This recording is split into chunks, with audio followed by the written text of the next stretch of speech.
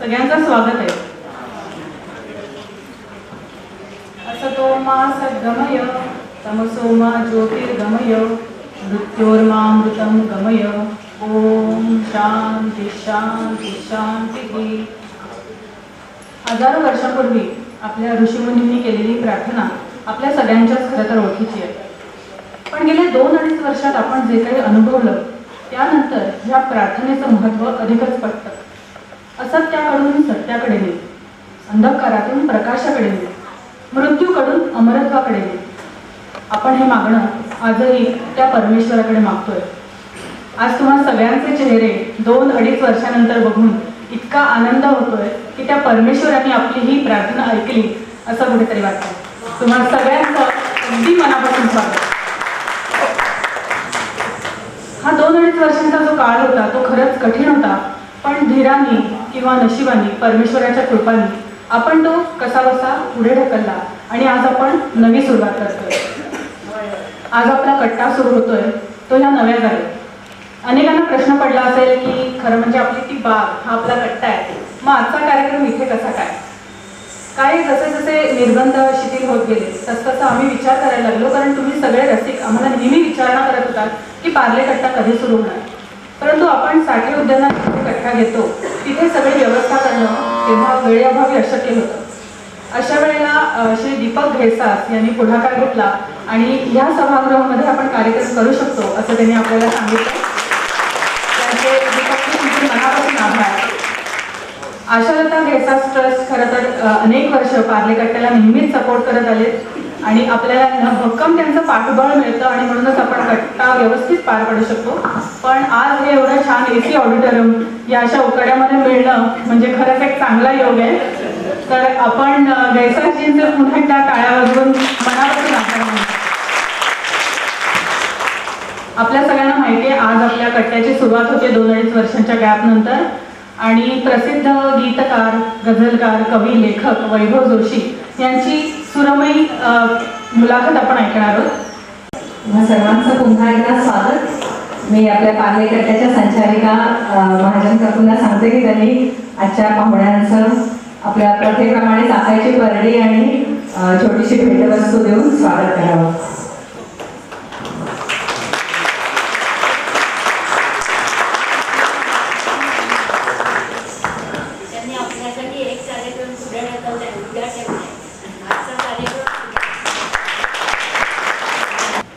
नमस्कार, मी वैभव जोशी.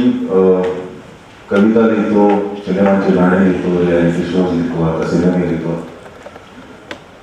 आणि लोकांना वाटतं की हा माणूस कुठेतरी पोहोचलेला आहे आणि आपण त्याच्याशी बोलायला हवं, त्याचं बोलणं ऐकायला हवं.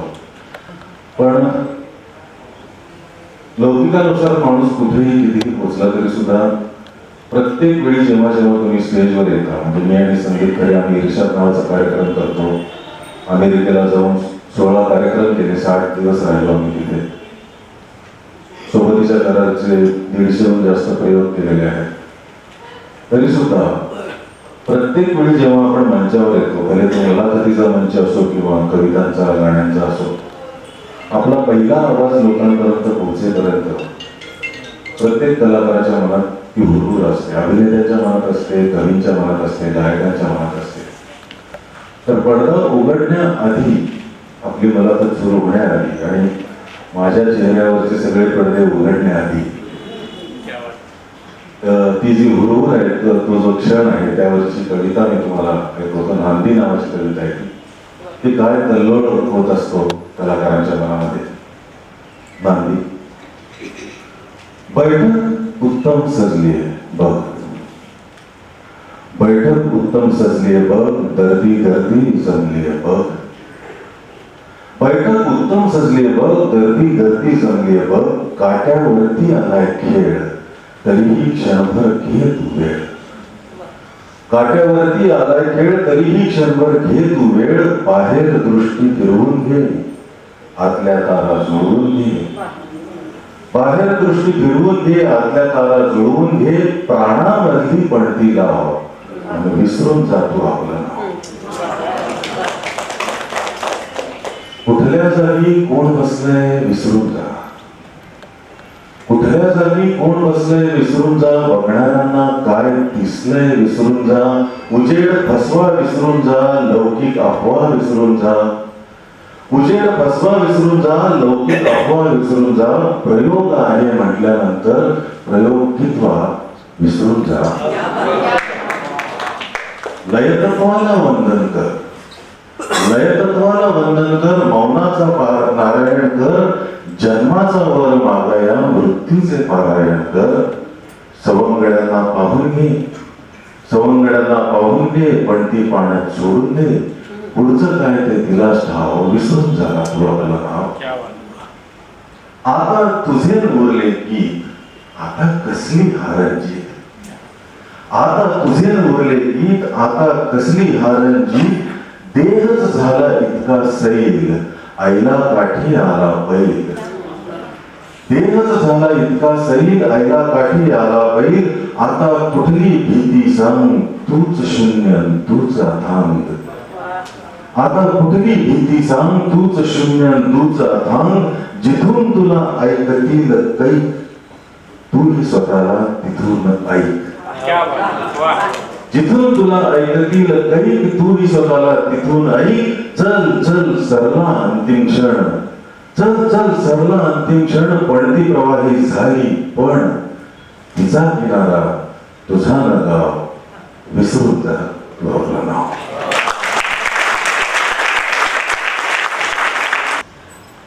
तुम्ही अनेकांनी पांघरुण सिनेमा बघितला असेल, ते गेल्याच महिन्यात रिलीज झाला आणि पांघरुणची गाणी इतकी उत्कृष्ट होती, म्हणजे सर्वच चांगलं होतं. शब्द चांगले होते, ते गायले गेले सुंदर, साडी छान होत्या, त्याच्यातलं चित्रीकरण तर अतिशय सुंदर होतं. प्रसन्न एक करणारा अनुभव होता, विशेषतः त्यातले अभंग.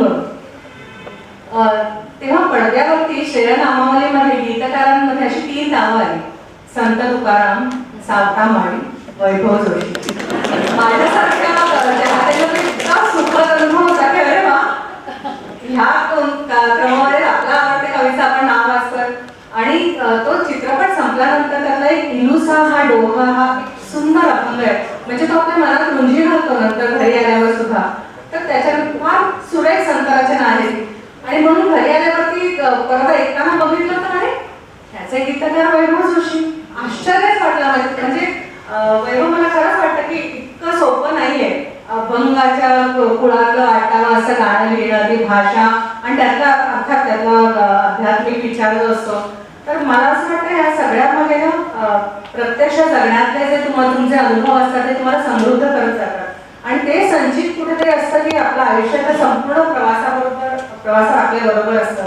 तर तुझ्या पाठीशी असं काही पात्य होतं का की जे तू कवितेच्या प्रवासात वापरलास आणि त्याचा असा आविष्कार एखाद्या इतक्या सुंदर अभंगामधून?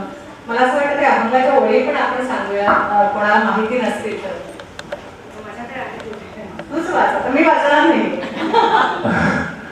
त्याचं अभंगाचा पहिला चरण आहे तो असा होता, म्हणजे ते खूप मनोरंजक. आपण आता इन्फॉर्मल गप्पा मारणार आहोत, त्यामुळे लगेचच मी नांदी ऐकवली म्हणजे काय स्टान्स घेतला वगैरे असं नको.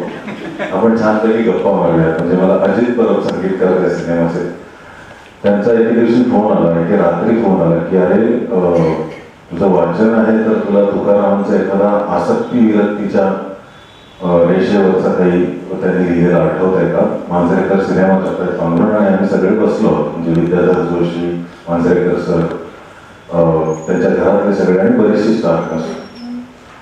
तर मी म्हटलं मला एक 5-10 मिनिटं दे, आणि मी आठवण्याचा प्रयत्न केला, कारण मी माझ्या घरात नव्हतो, म्हणजे पुस्तकांच्या जवळ नव्हतो, त्यामुळे मी आठवण्याचा प्रयत्न केला, पण तसं काही सापडलं नाही. आणि मग ते खोडकर मुलाप्रमाणे जाऊ दे मग आपणच लिहून बघूया काय लिहिलं असतं त्यांनी, असं असतं तर असं.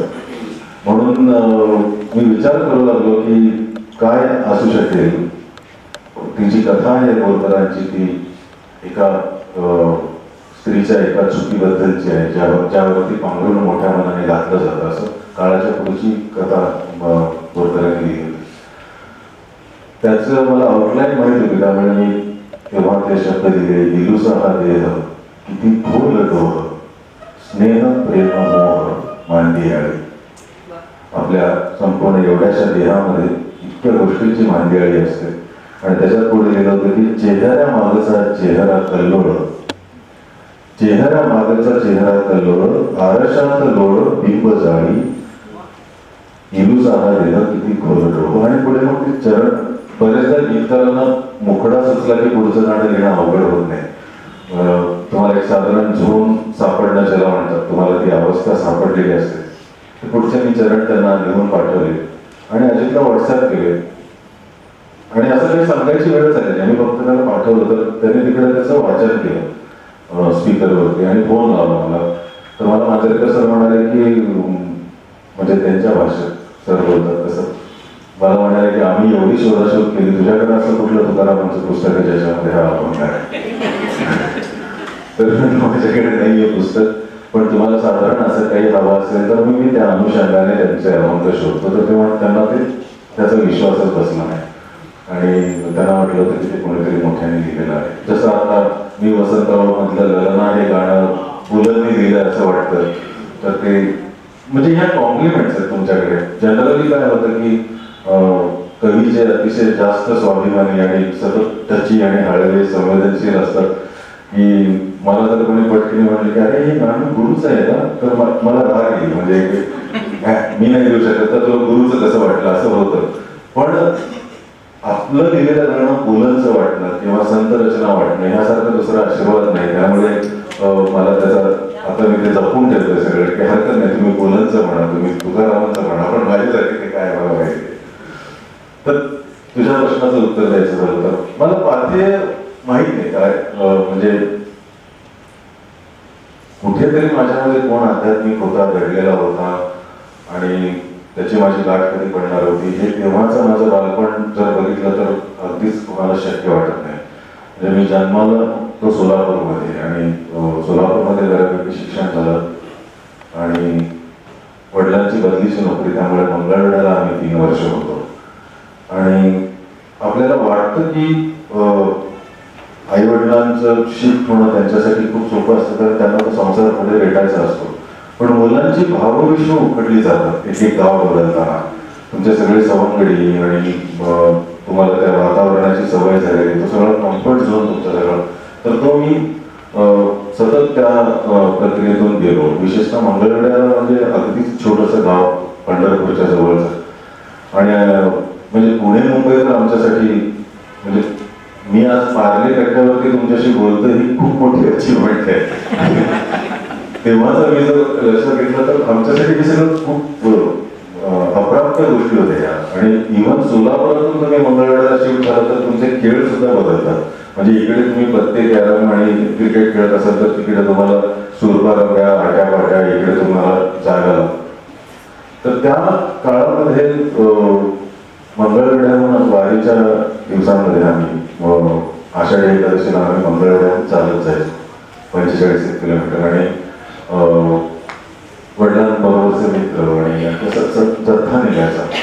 त्याच्यामध्ये काही मुस्लिम पीर सुद्धा सामील असायचे. आणि मला तेव्हा असे बालसुलभ प्रश्न पडायचे की विठ्ठलाची करुणा बाकी सगळे आम्ही फक्त तर गातो आहोत, तर ह्या लोकांच्या मनामध्ये काय असेल विठ्ठलाची प्रतिमा, हे इतक्या भक्तिभावाने तिकडे कसे जातात आणि तीच आतुरता त्यांच्या चेहऱ्यावरती पण कशी दिसते, ह्या सगळ्या गोष्टींचा मला खूप प्रश्न पडायचा.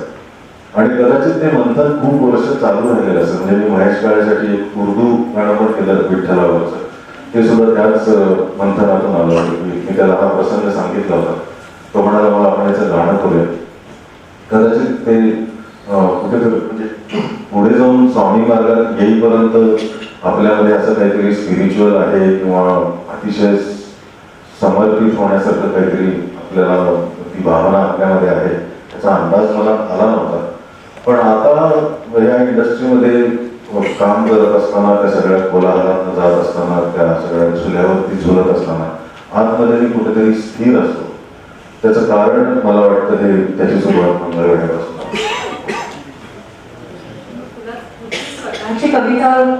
तुझी स्वतःची कविता तुला कधी सापडली, कधी सुरुवात केलीस तू? इतक्या लहान वयापासून तू पण लिहायचं असतं. हा एक प्रश्न आहे ज्याचं उत्तर कुठल्याच कवीला कधी देता येईल असं मला वाटत नाही, पण मी प्रयत्न करतो. मी एकांकिका लिहायचो लहानपणी. सुरुवात झाली गणेशोत्सवामध्ये वाल्मीतल्याच लोकांना बसवण्यासाठी छोट्या विठ्ठल तो आला आल्यासारख्या आणि वाचून वाचून आपण आणखी आपली पण एक लिहावी अशा पद्धतीने. ते पोएट्रीमध्ये कन्वर्ट होईल असं मला कधीच वाटलं नव्हतं. म्हणजे मी actually diploma in electronics and telecommunication engineering, त्यानंतर BA कम्प्युटर सायन्स, त्यानंतर GI टोटल MBA केलं आणि कॅनन इंडिया नावाच्या कंपनीचा मी ब्रँच मॅनेजर होतो आणि टाइम्स ऑफ इंडियामध्ये मी चीफ एक्झिक्युटिव्ह म्हणून काम करत होतो. पूर्ण वेगळं क्षेत्र. आणि ह्या कालावधीत मला कुठेतरी इंजिनिअरिंगला असताना पुन्हा एकदा सोलापूरहून मला सोलापूरच्या कॉलेजमध्ये ॲडमिशन मिळाली नाही, कारण मी खूप गुंड होतो सोलापुरात असताना. आणि त्याचं सुद्धा म्हणजे मला तुम्हाला सांगायला शेअर करायला आवडेल की मंगळवेढ्याहून 10वी करून मी जेव्हा पुन्हा सोलापुरात आलो, माझ्या सोलापुरात, तर मला तिथे विस्थापितासारखं वाटायला लागलं. म्हणजे माझं राहणीमान बदलून गेलं होतं, भाषा बदलून गेली होती, लहजा पूर्ण बदलला होता, गावंढळ झाला होता. आणि 11वीला मी ॲडमिशन घेतली आणि पहिल्या दिवशी कॉलेजमध्ये गेलो तर माझ्या वेशावरती सगळे नवे मित्र हसले होते. म्हणजे मी काहीतरी हिरव्या रंगाची बेल बॉटम पॅन्ट आणि पांढऱ्या कुठल्या तरी चट्टापट्ट्याचा शर्ट वगैरे असं घालून, त्याची मला इतकी धास्ती बसली की मी 11वी 12वी दोन्ही वर्ष कॉलेजमध्ये गेलोच नाही, घरच्यांना न सांगते की पुन्हा आपला अपमान होऊ नये कुठे म्हणून. आणि आयुष्य सगळं दिशाहीन झालं आणि बऱ्याच गोष्टी केल्या, गुंडगिरी केली, मारामाऱ्या केल्या. म्हणजे सोलापूरकरांचा भूमिपुत्र म्हणून पुरस्कार मला कधी मिळू शकत नाही याची मला खात्री आहे, कारण त्यांचा कोणाचा विश्वासच नाही की मी कवी होऊ शकतो, ज्यांना माझी हिस्ट्री माहिती आहे. पण ते सगळं पोरपोराटीमध्ये होतं. त्यानंतर मग वडिलांना एके दिवशी मी पायावर डोकं ठेवून म्हटलं की मला एक चान्स द्या, मी काहीतरी करू इच्छितो. तोपर्यंत घरच्यांचा विश्वास उडाला होता की हा मुलगा काही करू शकेल की नाही. आणि हे खूप अवघड असतं. म्हणजे एखाद्या वर्षी नापास तुम्ही जेव्हा होता तेव्हा बाहेरचेच नाही तर आपल्या जवळच्यांचं सुद्धा वागणं कसं बदलतं याचा त्यांचं काही चुकतं असं मला म्हणायचं नाही, पण जो माणूस त्यातून जात असतो त्याच्यासाठी ह्या सगळ्या गोष्टी धक्का देणाऱ्या असतात. म्हणजे अरे ही माझीच तर माणसं होती ना, आणि आता एक माझ्याकडनं काहीतरी चूक घडली, ती खरंच एवढी अक्षम्य होती का, मी काहीतरी करू पाहते याचं. तर मला वाटतं तेव्हापासून ते सगळा तो गल्लोळ, ती अस्वस्थता, घुसमट सगळी साठत गेली होती. आणि इतर वेळी अत्यंत बोलघेवडा असणारा मी हळूहळू कोमेजून गेलो. म्हणजे बोलणं टाळू लागलो, लोकांमध्ये जाणं टाळू लागलो आणि तो एकलकोंडेपणा पुढे वाढत गेला. एकीकडे वडिलांनी डिप्लोमाला मला प्रवेश घेऊन दिला यासाठी की याच्यानंतर मी तुझ्यासाठी काही करू शकणार नाही, आताच तू तुझ्या आयुष्याचं काही केलंस तर बघ. आणि त्या कालावधीत मी पुढे त्या कालावधीत डिप्लोमा चांगल्या मार्काने पास झालो. औरंगाबादला मला इंजिनिअरिंगला ॲडमिशन मिळाली आणि तो सगळा एकटेपणा हॉस्टेल रूमवरती आणि कॉलेजमध्ये एकटं फिरत असताना, नवीन मित्र करायची भीती वाटत असताना, या सगळ्यामध्ये तो बहुतेक दाखवून आला असावा. आणि डिप्लोमाला मला एक मैत्रीण भेटली होती जी 35 वर्षाची माझी मैत्री, तिच्याशी जी माझी आज बायको आहे दीपा जोशी. तर तिने मला त्या सगळ्या माझ्या घरपेटण्याच्या काळात खूप सांभाळून घेतलं होतं. आणि तिथे तिची आठवण येत असताना मग तिच्यासाठी आउटडोरमध्ये जाऊन सारखं काहीतरी करायचं. म्हणजे तेव्हा STD कॉल्स असायचे आणि रात्री 10 नंतर की काहीतरी अर्ध्या किमतीत तुम्हाला कॉल लावता यायचे. म्हणून तिथे रांगा लावून मग आपला कधीतरी 12-12:30 वाजता फोन लागणार आणि बाहेरचे लोक दार वाजवायचे आठवा म्हणून. असं म्हणजे फार रोमॅन्टिक काही करता येण्याचं आणि फार रोमॅन्टिक तर वाचन सुरू होतं आणि गद्य वाचन सुरू होतं जास्त करून. आणि निलकंठराव म्हणा, खांडेकर म्हणा, सगळंच. पण असं काहीतरी मी करीन असं मला वाटलं नव्हतं. पण एका वर्षी तिचा वाढदिवस आला आणि मी असं ठरवलं की तिने आपल्यासाठी आयुष्यात एवढे केले. म्हणजे तिने माझ्या सगळ्या वह्या प्रत्येक वर्षी लिहून घेण्यापासून मला मार्गावर आणण्यापर्यंत सगळंच केलं होतं. आज सुद्धा ती माझ्या पाठीशी खंबीरपणे उभी आहे म्हणूनच मी हे सगळं करू शकतो. तर त्या वर्षी मला असं वाटलं की नाही, आता आपलं हे शेवटचं वर्ष आहे आणि आता आपण इथून परत करायची सोलापूरला जाऊ, तिथेच एखादं लेक्चरशिपची वगैरे नोकरी घेऊ, मग आपण एकत्रच राहणार आहोत. तर this is the time when I should be doing something exclusive for her. आणि मग मी तेव्हा खर्चायला जे पैसे यायचे त्यातनं 90 रुपये वाचवायचे ठरवले. कारण रस्त्यावर बसलेल्या नेपाळ्याकडे 90 रुपयाला मी एक छान स्वेटर बघितला होता गुलाबी रंगाचा तिच्यासाठी. मग त्याच्यासाठी मला 4:30 जेवण स्किप करायला लागले. म्हणजे हां पूर्ण 4.5 जेवण मी सोडली. काहीतरी 16-17 रुपयाचं काहीतरी तेव्हा होतं ते हिशोब. आणि ब्रेड वगैरे खाऊन बिस्किट खाऊन ते करून ते पैसे जमवले आणि तो स्वेटर आणला. आणि रूमवरती विचार करत असताना मला असं वाटलं की हे तर ठीक आहे, म्हणजे तुम्ही वोट मारलं वगैरे हे काही सांगायच्या गोष्टी नाही आहेत, इथं तर आपण सांगणार नाही आहोत. आणि स्वेटर म्हणजे गिफ्ट पाठवतात लोक, त्याच्यामध्ये काय एवढं असं. आणि तसंही औरंगाबाद आणि सोलापूर रथकाठ एवढा की तो स्वेटर तरी वापरायची वेळ असंही वाटलं. म्हणजे पुढे मागे चुकून लग्न झालं आणि हनीमूनला गेलं तरच तो गुलाबी रंगाचा स्वेटर वापरते. तर मग so what is so exclusive about it? तुझं असं काय आहे तिच्यावरचं प्रेम व्यक्त करण्यासाठी? म्हणून मग मी म्हटलं की आपण तिने असं स्वेटर असं उघडलं की त्याच्यावरती तिला आय लव्ह यू दिसायला हवं असं तेव्हाच आपल्याला. मग ते कापले मी ते कागद असे घरी ILOVE असे. आणि तरी मला काहीतरी उपभोग वाटत राहिले की काय करायला पाहिजे. म्हणून मी मग त्या प्रत्येक अल्फाबेटच्या ह्याच्यामध्ये एक एक कविता लिहायला लागलो. रात्रभर जागून जाऊन आता उद्या सकाळी ते पाठवायचं आहे. माझा एक मित्र जाणार होता सोलापूरला, त्याच्यावर मला ते पॅक करून पाठवायचं होतं. मग मी तेव्हा विचार करू लागलो आणि नंतर माझ्या लक्षात आलं की मी एक कविता अष्टाक्षरीमध्ये लिहिली आहे, इंदिरा संतांच्या गंगाने जाणारी. कदाचित तेव्हा ते त्यांचा प्रभाव असल्यामुळे त्यांच्यासारखी सुद्धा उत्तरं असू शकते. एक कविता मी मुक्तछंदात लिहिली आहे, दुसरी अगदी गझल म्हणता येणार नाही अशी, पण जवळपास 2-2 ओळींचे शेअर लिहिण्यासारखे मी काही विचार मांडलेले आहेत. अर्थात हे नंतरच म्हणजे काय म्हणतात त्याला लक्षात आलेलं. पण ते एक्सप्रेशन्स त्या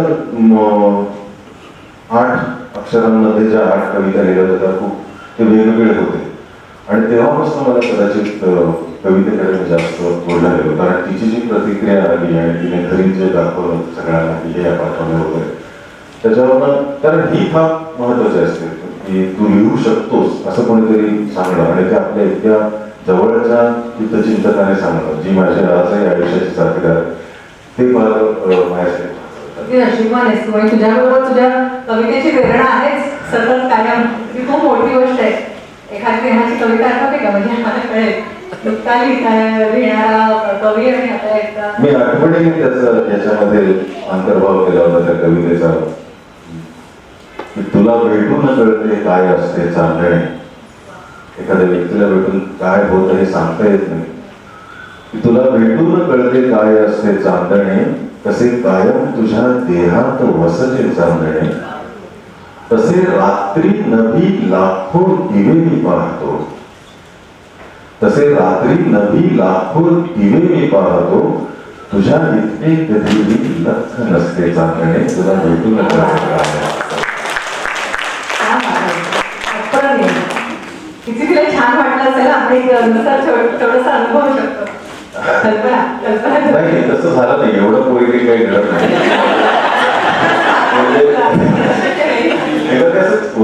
छानसर वाटलं म्हणजे की हे आपल्या स्तुतीवर लिहिलेलं वगैरे असं वाटलं. पण तिने मला एक प्रश्न विचारला की हे छान आहे पण तुझ्या माझ्यामध्ये चांदण्याचं काय काम आहे.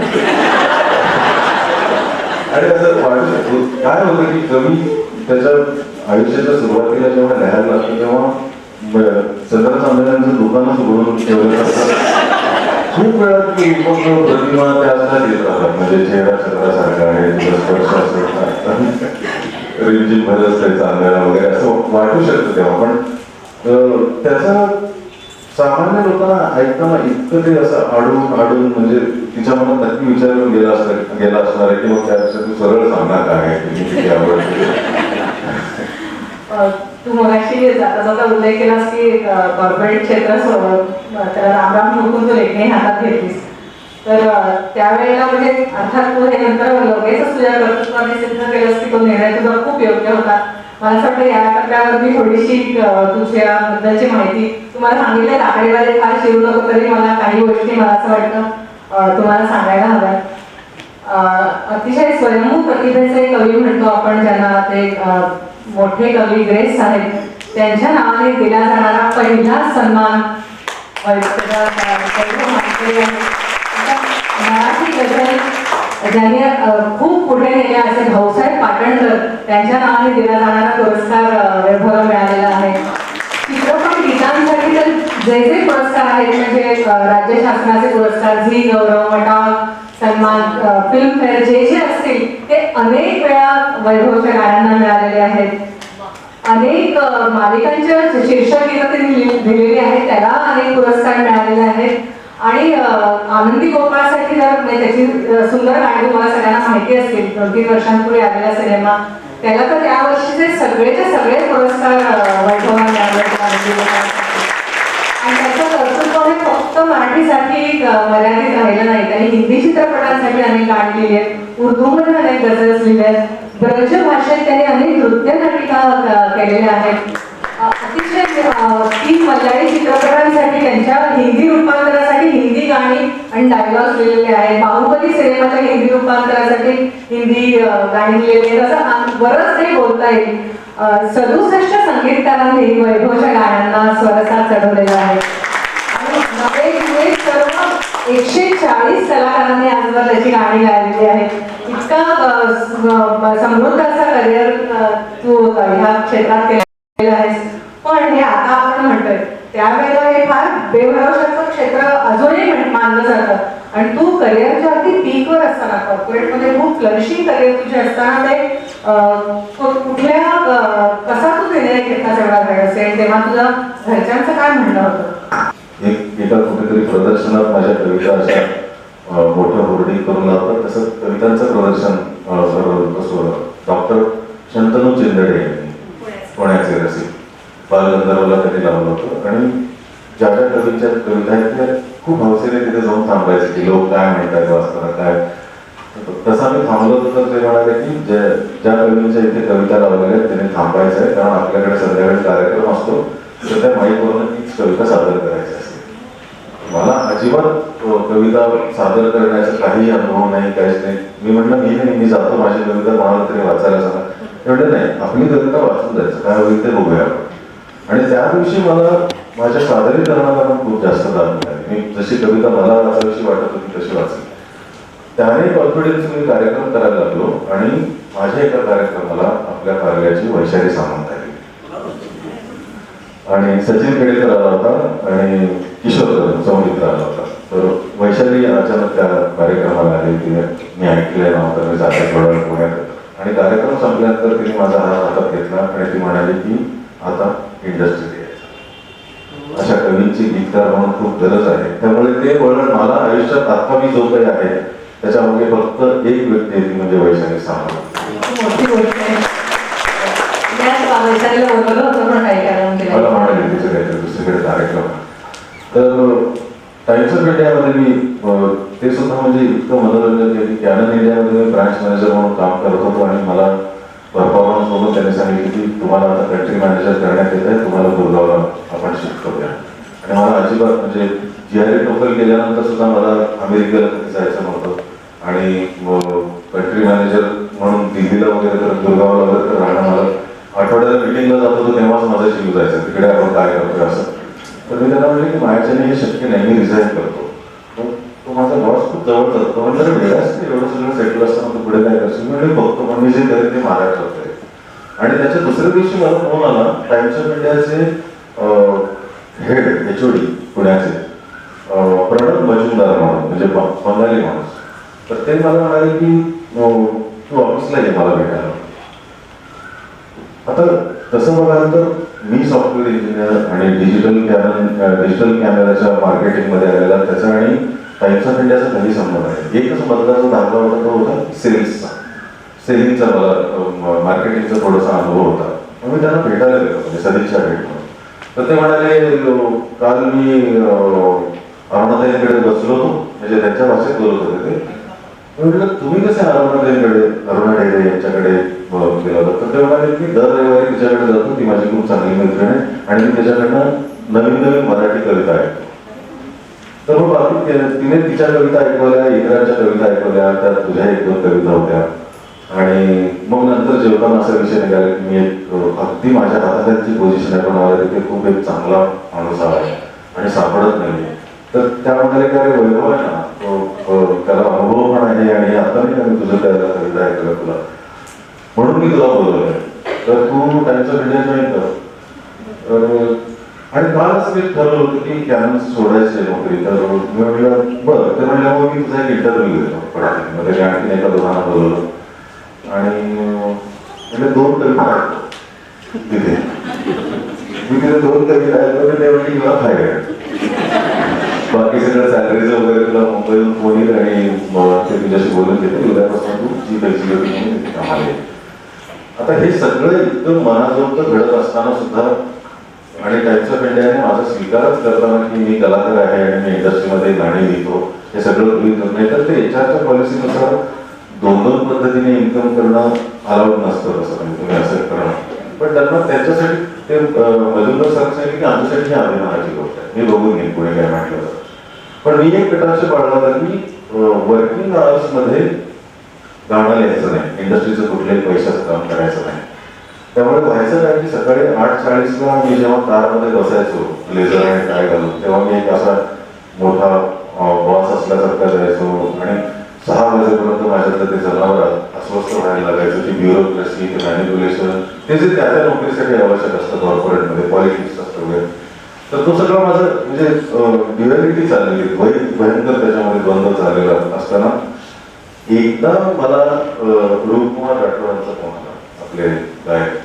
त्याच्यासाठी मी गाणं लिहित होतो हिंदी आणि ते त्यांना 4-5 दिवसांनी द्यायचं होतं. पण ते मला म्हणाले की वैभव ऐसा हो गया कि कल मुझे अमेरिका जाना पड़ रहा है, तो मैं आज रात में डबिंग करना चाहता हूँ, ट्यून तो आपके पास है, तो आप मुझे 1-2 घंटे में वो गाना लिख के भेज दीजिए. आता एवढा मोठा माणूस आपल्याला सांगता म्हणण्याचं. त्या दिवशी मी लंच टाईममध्ये मग जेवण न करता ते गाणं लिहिलं आणि त्याचा गिफ्ट मला इतका आला की आपण एका नोकरीत असताना त्यांच्या वेळेत आपण दुसरं पैशाचं काम केलेलं आहे की गाणं रूम भाईंना आवडलं म्हटल्यानंतर मी घरी जाऊन रेसिग्नेशन दिलं. तर ते चिडले माझ्यावरती, काय कारण आहे? मी म्हटलं नाही, मी आता इथे बसून गाणं लिहिलं. तर हरकत नाही, आम्हाला काही प्रॉब्लेम नाही, मला मन खाते, मी अशा पद्धतीने नाही जगू शकत. तर तेव्हा माझा पगार 2012 साली टॅक्स करून मंथली 1,65,000 होता. आणि ते म्हणजे काय होणार पुढे? म्हटलं मी आता बहुतेक मी कविताच लिहिण, आता मी दुसरं काय करणार. खूप वेळ त्यांच्याबरोबर थोडंसं हे झालं आणि शेवटी त्यांनी माझा निर्णय थांबा म्हणल्यानंतर ते म्हणले ठीक आहे. आणि मी वरती आलो, माझ्या केबिनमध्ये सगळं माझं आवरलं आणि दीपाला, माझ्या बायकोला फोन केला.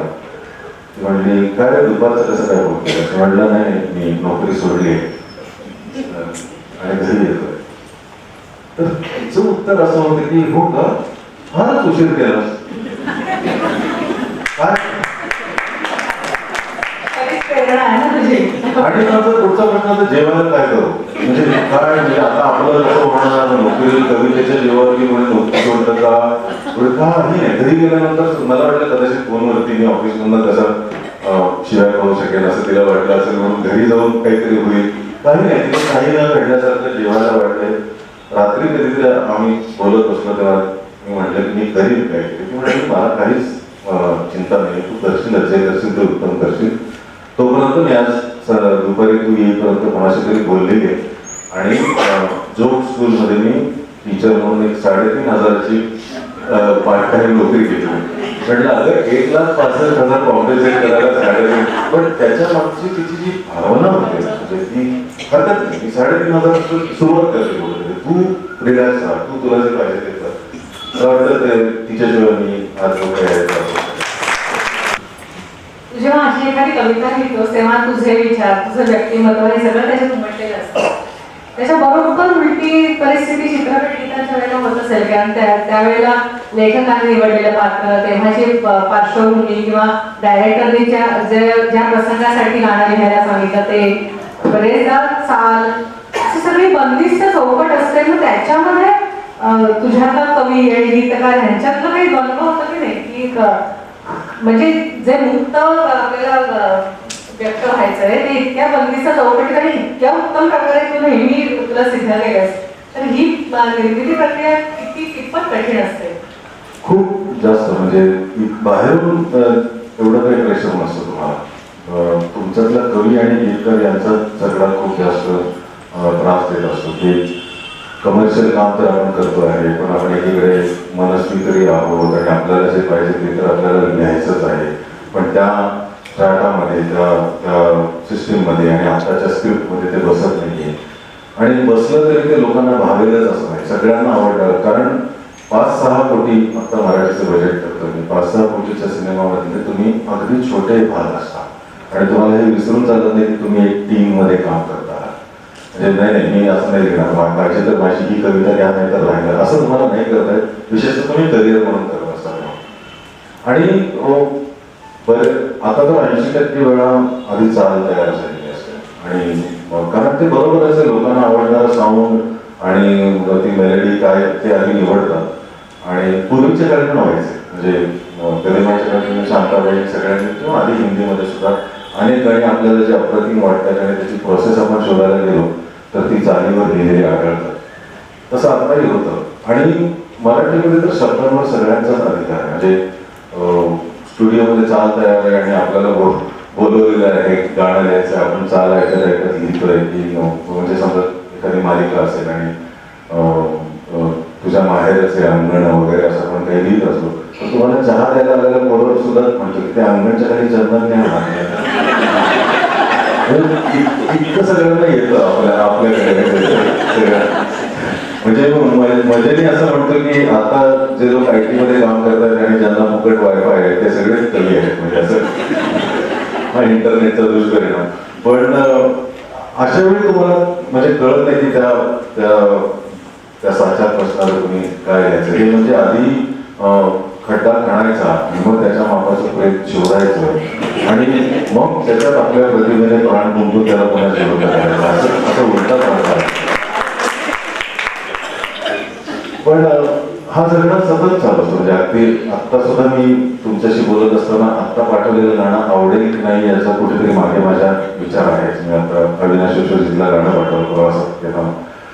तर आणि ते फार मजेशीर पण असतं. म्हणजे इतकं त्याच्यात असं किती दुःख आहे हे वगैरे असं नाही. Sometimes it is very enjoyable. म्हणजे एक ज्येष्ठ दिग्दर्शक सिनेमा करत होते आणि त्यांनी मला फोन केला आणि ते म्हणाले की एक गाणं करायचं, आपण फार वेगळा सिनेमा करतो, त्या वेगळा सिनेमा करतो, तर मला एक गाणं करायचं. म्हणजे सांगा सर काय सिच्युएशन आहे.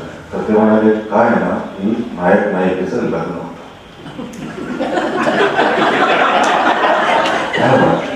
आणि मग ते हनीमूनला जातात.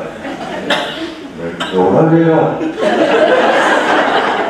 आणि मग ते चेकिंग वगैरे करतात ते आणि मग तो फ्रेश व्हायला आंघोळीला जातो आणि टॉवेल विसरून जातो आणि तिला हात मारतो आणि ती पळत पळत येते आणि साबणावरून तिचा पाय घसरतो आणि ते त्याच्या भावापासून जाते आणि तिथं आपलं रोमॅन्टिक कम पॅशनेट गाणं सुरू होतं.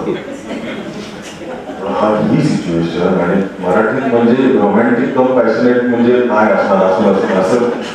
पण ते काय त्या गाण्यावर माझं करिअर अवलंबून होतं. त्यामुळे मी रात्र बसून जातो ते गाणं त्यांना लिहून पाठवलं. दुसऱ्या दिवशी सकाळी त्यांचा फोन आला, मला फार आवडले ते गाणं आणि मला म्हणजे इतकं त्यांचं कौतुक झालं होतं की मला वाटलं की पहिल्याच गाण्याचे पैसे मिळतात की काय असं गमतीचं. तर आणि तरी सुद्धा तुमचे धातूक असते ना, कुठेतरी पट येणार आहे, काहीतरी येणार आहे असं जाणवत होतं. म्हणजे ते सांगतानाच कुठेतरी एका पणवरती ते येणार असं मला वाटत होतं. आणि तसंच झालं. ते म्हणाले की सगळं छान आहे वैभव, पण आपल्या सिनेमाचा वेग इतका आहे की आपल्याला तिला दुसऱ्याकडं प्रेग्नंट करायचं आहे. म्हणजे आपल्याला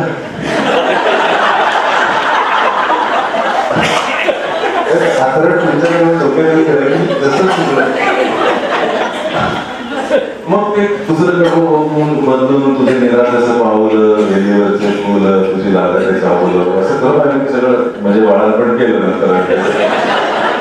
तर अशा सिच्युएशन होतात. पण तुम्ही म्हणजे करणार त्यांचंही बरोबर आहे. मी जर माझ्या गीतांमधनं म्हणजे प्रत्येक गीत म्हणजे हा एक सांगीतिक सीनच असतो. तुम्ही गाणं लिहिता म्हणून का तुम्ही जरा वेगळे आहात असं नाही, तर तुम्हाला त्या गाण्यातनं सिनेमा पुढे न्यायचा असतो. तुम्हाला त्याचं सार सांगत सिनेमा गाण्याच्या आधीचं दृश्य आणि पुढचं गाणं संपल्यानंतरचं दृश्य तुम्हाला जोडायचं असतं. त्यामुळे तुम्ही त्याच्यातनं फार बाहेर पडून नाही मी असं काही लिहिणार, माझ्या कवितेत असं काय असं करून चालत नाही.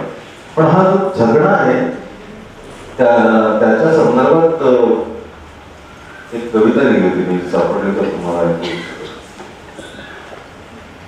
आणि त्या काळाचं पण बंधन येत असेल रे, म्हणजे एक आनंदी गोपाळ म्हणजे कितीच जुन्या काळच्या स्त्रीचं मन एखादं असतं काळाचं आनंदी गोपाळचं काम 2.5 वर्ष चाललं होतं गाण्यांचं काम.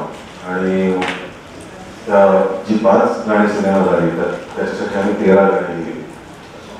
आणि पहिल्या 4 महिन्यात तर काही सापडतच नव्हतं. संगीतकार मित्र माझे ऋषिकेश जसराज सौरभ माझ्या घरी यायचे, माझी लिखाणाची खोली विसरलेल्या तिथे आम्ही अनेक रिहर्सल्स केलेले आहेत. आणि तर ते येऊन नुसते असे लोळत पडलेले असायचे, कारण काहीच कुठूनच सुटतच नव्हती गिरघाट की या गाण्यांना आपण कसा अप्रोच करा. तो काळ, देवाची भाषा आणि सगळं. तर मग दिवशी सगळे उद्भव त्याचा जो दिग्दर्शक आहे त्याला फोन केला हातबल म्हणून की याल्यानंतर काही सुटत नाही. तर म्हणजे तू कसा विचार करतो म्हणजे आनंदी गोपाळ जोशींचा सिनेमा आपण करतो म्हणजे इथे चुकतोस. तू त्याची पाहायलाही वाचली नाहीस. आपण असं लिहिलं की आनंदी गोपाळ एका सामान्य जोडप्याची असामान्य कहाणी. तर मला अरे आनंदी गोपाळ असं नको आहे, मला सामान्य स्त्रीमधली आनंदी गोपाळ शोधायची आहे. आणि हा जरी एकदा म्हणजे त्यांच्या विजेरीचा झोड टाकतो तसं टाकल्यानंतर मग मला माझ्या बायकोमध्ये, आईमध्ये आनंदी गोपाळ दिसायला लागले. माझ्या बहिणींची, माझ्या बायकोची, माझ्या मैत्रिणींची आई सुद्धा वयस्कर झाली आहे आता तरी तिची पण अजून काही ध्येय असतील, काही स्वप्न असतील राहिली. आणि जेव्हा मी स्त्रियांकडे अशा नजरेने बघायला लागलो तेव्हा मला ठाई माझ्या घरात आनंदी गोपाळ वावरताना दिसू लागल्या. तेव्हा मला गोपाळचं म्हणणं काय असेल हे कळू लागलं. आणि तिथून मग ती गाणी सुटली. तर तुम्हाला ते काय आता ह्या सगळ्याला माइंड कंडिशनिंग म्हणता येईल किंवा त्या झोनमध्ये राहणं म्हणता येईल. पण ती कुणाच्या तरी एका प्रयत्न हाताने ती गाठ सुटावी लागते कधी कधी. तितके तुम्ही म्हणजे नाही तर मोरीला बोलायला असेल तर तुम्ही अडकून राहिलेला असाल. तर त्याच्यासाठी तो गीतकार आणि कवीमधला जो कल्लोळ आहे. कारण मी मगाशी जे म्हणलं चंदन आणि अंगण किंवा हे जे आपल्या सगळ्यांना गाणीची ऐकण्याची सवय ती यमकांमुळे आहे. यमक प्रधान ऐकणं आहे आपलं सगळं. म्हणजे आपण असं मुक्तछंदाच्या कवितेचं गाणं होताना बघत नाही. अलीकडची अरिजित सिंगनी गायलेली वगैरे गाणी वगळतात. तर त्यामुळे आपल्याला ते लेके पहिला प्यार भरते आपको में फोन असं हे जोडत असल्याशिवाय पटकन आपल्या ओठांमध्ये त्या ओळीत चढत नाही सामान्य श्रोत्यांच्या सुद्धा. त्यामुळे तसं हे यमकांचं ही यमकांची इंडस्ट्री आहे. आणि त्याच्यात एक मनस्वी कवी काम करत असेल तर तो स्वतः त्या गीतकाराशी कसं बोलेल याच्याबद्दल आहे. कवितेचं नावच माझ्यावरची असल्यामुळे कवितेचं नावच यमक हराम असं आहे. की यमक फार झाली असतील आणि मौनाला भार झाली असतील तर ट्रकवरच्या ओळी तिथे असतं बघा ते अनारकली भरटे चली मैं चली तो तेरी क्यों चली बघतोस काय रागानं ओव्हरटेक केलं वागानं. म्हणजे इतकी प्रतिभा ओसंडून वाहत असतील ते. म्हणजे आम्ही अमेरिकेत शोध करायला गेलो. मला वाटतं हे पुढं आपल्या महाराष्ट्रातच आहे. अमेरिकेत सुद्धा तिथे म्हणजे तेव्हा काळ होता 2017 साली. आणि आमच्या शेजाऱ्याने कशी झटकन गाडी पास झाली आणि त्याने असं तिरक्या अक्षरात मोठ्या अक्षरात लिहिलं होतं की he is not my president. तर मी सँडीला म्हणलं संदीप बसला होता माझ्या म्हणलं इथं पण आहे की हे पण हे थोडंसं म्हणजे हाही मराठीच म्हणून असेल तिथे सेटल झालं. फक्त थोडंसं अजून थोडंसं कमी व्हायला बाकी आहे. नाहीतर त्यांनी ते यवकाने पूर्ण केलं असतं की he is not my president this is just a temporary accident असं. तर त्या ट्रकवरच्या ओळी मग तुला जर एवढा त्रास होत असेल या इंडस्ट्रीमध्ये काम करायचं असं माझ्यातच कवी माझ्यातल्या गीतकाराला म्हणतो की यवक भार झाले असतील आणि मौनाला भार झाले असतील तर ट्रकवरच्या ओळीही पण एवढंच लक्षात असू दे की त्या खाली करता येत नसते कवी म्हणून लपलेलं असेल. जागाच नसते तिथे त्या हॉर्न गिलच्या खाली इकडे जागाच नसते तिथे. आणि वाचणारही नसूच शकतो जागाच नसते तिथे आणि वाचणारही नसूच शकतो जागा. पण लागायचं तर धंद्याला नीट त्यात पुन्हा कशाला कवी वगैरे राहा. लहान मुलांची बँकांची पदपेढ्यांची नावं तुला पुरवली जाते. ते ठराविक असतात. टिंकू मिनी पिंकी हे लिहायचं आहे त्या ओळीच्या बाजूला. लहान मुलांची बँकांची पदपेढ्यांची नावं तुला पुरवली जातील आणि देर इज एव्हरी चान्स की दर 2 काळात तीच मिळवली जातील. पण ती सोडते आउटसोर्स आहे. ते सोडते आउटसोर्स आहे. त्याचा तुझ्या प्रतिभेशी काय संबंध नाही. हा नाही म्हणायला व्हॅल्यू ऍडिशन म्हणून तयार ठेव तात्या, नाना, भाऊ, अण्णा किंवा तत्सम काही. शेवटी शेवटी कितीही नाही म्हटलं तरी नात्यांचा हिशोब व्हावाच लागतो टॅरी. शेवटी कितीही नाही म्हटलं तरी नात्यांचा हिशोब व्हावाच लागतो टॅरी. व्यवहार नेहमीच असतो टॉपला. कधीची जागा असू शकते अगदी हॉर्न मोठे बीचच्या ठिकाणी. व्यवहार नेहमीच असतो टॉपला. कधीची जागा असू शकते अगदी हॉर्न मोठीच्या ठिकाणी. Never mind it's part and parcel of one's profession. तू आपला स्वच्छ सपाट मग प्रधान वैदी आणि मनातल्या मनात ठेव तुझं एक्सप्रेशन. कोण जाणे की अंक वाचूनच लोक खडबडून उठतील. तू नाही खपलास झाल्या तुझी अंक तरी खपतील. आणि एकदा का अंक खपू लागली की तूही घेशील स्वतःचा ट्रक. हे सगळे अवॉर्ड विनिंग लिरिसिस्ट आणि सगळ्यांची वरात निघते. आता घरामध्ये ट्रॉफ्या ठेवायच्या, प्रत्येक फोटो काढताना त्याच्याच जरी उभं राहायचं, इंटरव्ह्यू देताना.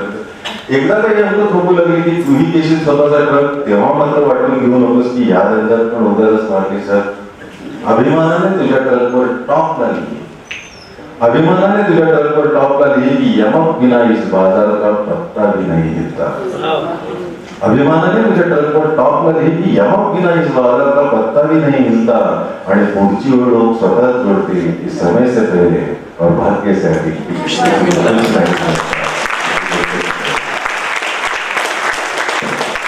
कॉमेडी असतं खूप करून गेलो खरंच. तू अनेक फॉर्म्स हाताळलेस कवितेचे. मुक्त छंद, छंदोबद्ध काव्यसंग्रह, भंग, लावणी, पोवाडे खूप सुंदर लिहिलेस. सगळेच फॉर्म्स. पण तू अनेकदा असं सांगितलंस की गझल हे तुझं खूप आवडीचं क्षेत्र आहे. तर सोबतीचा करार नावाचा तू कार्यक्रम करतोस जिकडे मराठी गझल तू लोकांपर्यंत आणतोस. त्याची बायलाही मला खूप आवडते. मराठी गझलचा बेभान थरार खूप छान आहे. तर त्यातल्या एखाद मला छोटंसं एक झलक त्या कार्यक्रमाची, त्या थराराचा थोडासा अंश. गझल ऐकवतो हे सगळं सांगण्यापेक्षा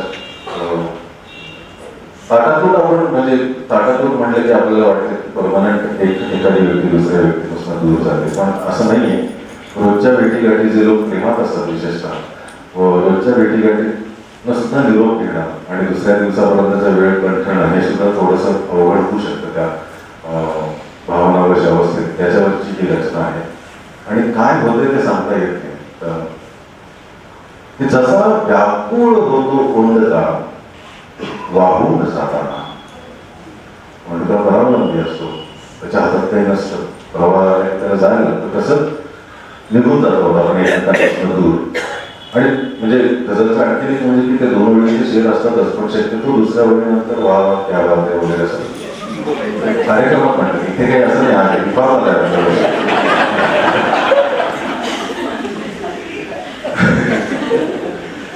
जसा व्याकुळ होतो कोंडका वाहून जाताना तसे काहीतरी होते तुला सोडून जाताना.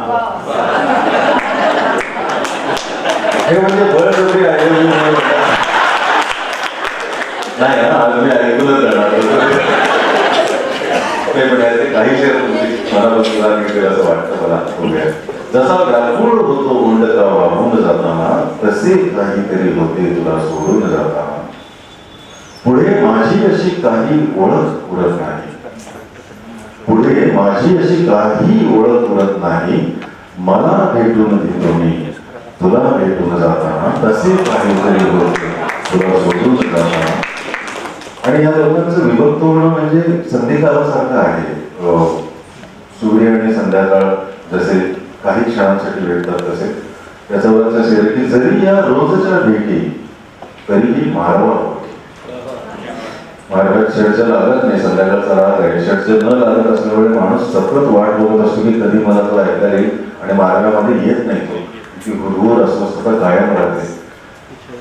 जरी या रोजच्या भेटी तरीही मारावा ओढी. बिचारे सांज येताना बिचारे ऊन जाताना तसे काहीतरी होते तुला सोडून जाताना. रित्या परडीसही यावा फुलांचा गंध नेमाने. आपण सकाळी फुलं वेचतो. आता ह्या परडीमध्ये कापून एवढी सुंदर फुलं दिलेली आहेत की आपण देवाच्या चरणी अर्पण करतो तरी त्या परडीला फुलांचा वास येत राहतो. तुमचा समारंभ भाव तिकडेही असतो आणि इकडेही असतो. तसं काहीच की नित्या परडीसही यावा फुलांचा गंध नेमाने, तसा मी घमघमत असतो तुला वेचून जाताना, तसे काही तुला सोडून जाताना. जसे की दूरचे गाणे मनाचे स्वास्थ्यही नेते. पहाटे सकाळी कुठेतरी शेजाऱ्याच्या घरात एखादी धून कानावर पडलेली असते. शंकर जयकिशन नाही का, ओबी नयर आहे का, साहिर होता का, मोहम्मद रफी का, आणि दिवसभर ते गाणं तुमच्या चिमटीत येत नाही आणि ती अस्वस्थता हुरहुर तुमचा पाठलाग करत राहते. जशी ही गाणी तशीच काही नाती सुद्धा. जसे की दूरचे गाणी मनाचे स्वास्थ्यही नेते, तशी पडतेस तू कानी जगा आडून जाताना, तसे काहीतरी होते तुला भेटून जाताना. आणि त्याचा शेवटचं शेवट आहे की तुझ्या कादंबरी मधले खुणेचे पान होतो. काळावरचा श्लेष आहे. पान होतो हा भूतकाळ पण आहे आणि चालू वर्तमान काळ पण आहे. की तुझ्या कादंबरी मधले खुणेचे पान होतो मी, तुला वाचून जाताना, तुझ्या वाचून जाताना कसे.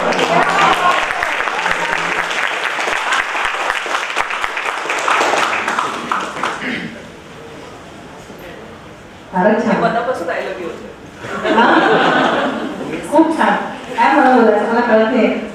तुझे आईवरची खूप छान कविता. की किती दिसावी आई सुंदर, काय तुम्हाला सांगू. ते मात्र दिसायचीच लहानपणी मी बघायचो तेव्हा, पण आता वयस्कर झाल्यानंतर की किती दिसावी आई सुंदर, काय तुम्हाला सांगू मी. सुरकुत्यांमुळे पडलेली भर, काय तुम्हाला सांगू. त्याचं खानदानी सौंदर्य आता त्या सुरकुत्यांमुळे आणखीन खुलून आलं. म्हणजे टाकून नमस्कार करताना मला असं वाटलं किती सुंदर आहे काय. किती दिसावी आई सुंदर, काय तुम्हाला सांगू मी. सुरकुत्यांमुळे पडलेली भर, काय तुम्हाला सांगू मी. झुंजू मुंजू होता होता श्लोक तिचे पडते कानी. या जगात या चराचरात सर्वात आधीचा आईला येते. झुंजू मुंजू होता होता श्लोक तिचे पडती कानी. खजील होत मग उठतो भास्कर, काय तुम्हाला सांगू. दिसावी आई सुंदर, दिशा दिशांवर वात्सल्याने हात फिरू लागता तिचा. ती फक्त स्वतःच्या मुलांवरती नाही तर या दिशा दिशांवर हात फिरवते. दिशा दिशांवर वात्सल्याने हात फिरू लागता तिचा. बालक होते उभे चराचर, काय तुम्हाला सांगू. ती दिसावी आई सुंदर. हे झाले की ते आवडते, ते झाले की ते घेते. ती व्यक्ती असे म्हणून आपल्याला त्या गोष्टीचं महत्व कळत नाही. हेच मध्ये आपण म्हणतो काय झालं तुझं, बस इथे राहिली वगैरे असं सुद्धा या स्टेजला पण येतं ना.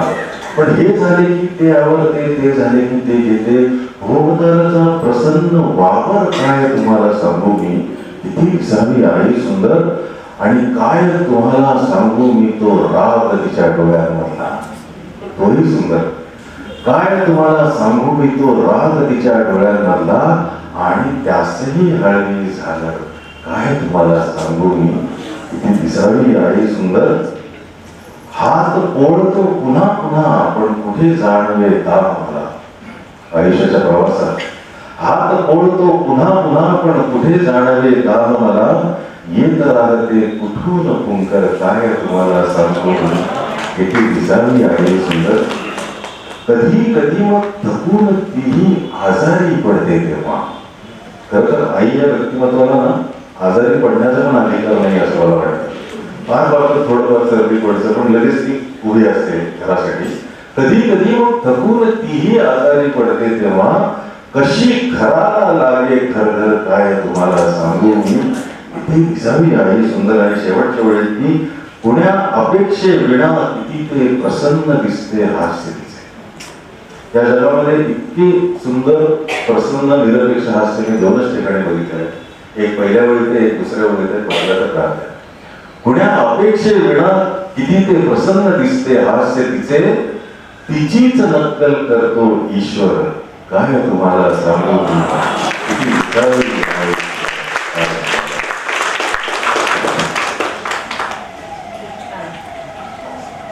कवीच्या आयुष्यात एक बंद पडायला सांगितलं इतकं सुंदर तू वाचतोस का. पण काही गोष्टी अजून आम्हाला जाणून घ्यायच्याच आहेत. तुझ्या आयुष्यात खूप एक छान छान काही काही योग आले. दीपाचं भेटणं हा खूप मोठा योग पहिला, आणि मग ग्रेसांसारख्या एवढ्या मोठ्या कवीचं तुला भेटणं हा एक विलक्षण योगायोग आहे. आणि त्यांचं आणि तुझं नातं याच्याविषयी मला वाटतं तू आपल्याला सगळ्यांना सांग. मी म्हणालो तसं मी सोलापुरातून पारनेर येण्याचं जसं कारण नाही तसं मी नागपुरातही जायचं काही कारण नव्हते. कविताच मला सगळ्यांपर्यंत घेऊन जाते आहे, त्यात माझा काही श्रेय नाही. आणि नागपूरच्या एका कवयित्रींनी मला विचारलं होतं की माझ्याबरोबर कविता वाचायला तू येशील का. असं माझं नाव नव्हतं, काही नाही, आत्ताही आहे असं मी मानत नाही. पण तेव्हा तिथपर्यंत पोचण्यासारखं काही नव्हतं. कुठं तरी त्यांना कळलं होतं की हा माणूस चांगल्या कविता शिकतो आणि वाचतो. तर मला तेव्हा का मी त्यांच्याशी बोललो नाही, पण माझ्या मते नागपूर म्हणजे कवितांच्या कार्यक्रमाला एलकुंचवार आणि ग्रेस येणार नाही, आणि मग त्यांच्यासाठी आपण काहीतरी त्यांच्यासमोर वाचायला आपल्याला मिळेल. म्हणून मी तिला पटकन हो म्हणाला. ती म्हणाली काय पैसे वगैरे मिळणार आहे. म्हटलं नकोच मला, काहीच हरकत नाही. ती म्हटली आणि ट्रेनचं तिकीट वगैरे. म्हटलं नाही, माझा फ्लाईट नाही आहे, पण आपण कार्यक्रम नक्की करूया. कारण तेव्हा नोकरी होती, एका दिवसात परत येणं गरजेचं होतं. आणि गेलो तिथे कार्यक्रमाला आणि हॉटेलवरती उतरलो, ऑडिटोरियममध्ये गेलो आणि असं कार्यक्रम सुरू व्हायला 5-10 मिनिट असताना मी तिला विचारलो, आले का ते दोघं. ती बोलली कोण. मी म्हटलं सुरेश साहेब आणि एलकुंचवार सर. वेळाच का म्हणे तू, त्यांना बोलवायचं धारिष्ट कोण करणार मला. म्हटलं का काय होतं नाही, त्यांना फोन करायचं पण धाडस घरामध्ये नाही, कधी काय बोलतील सांगता येत नाही वगैरे असं.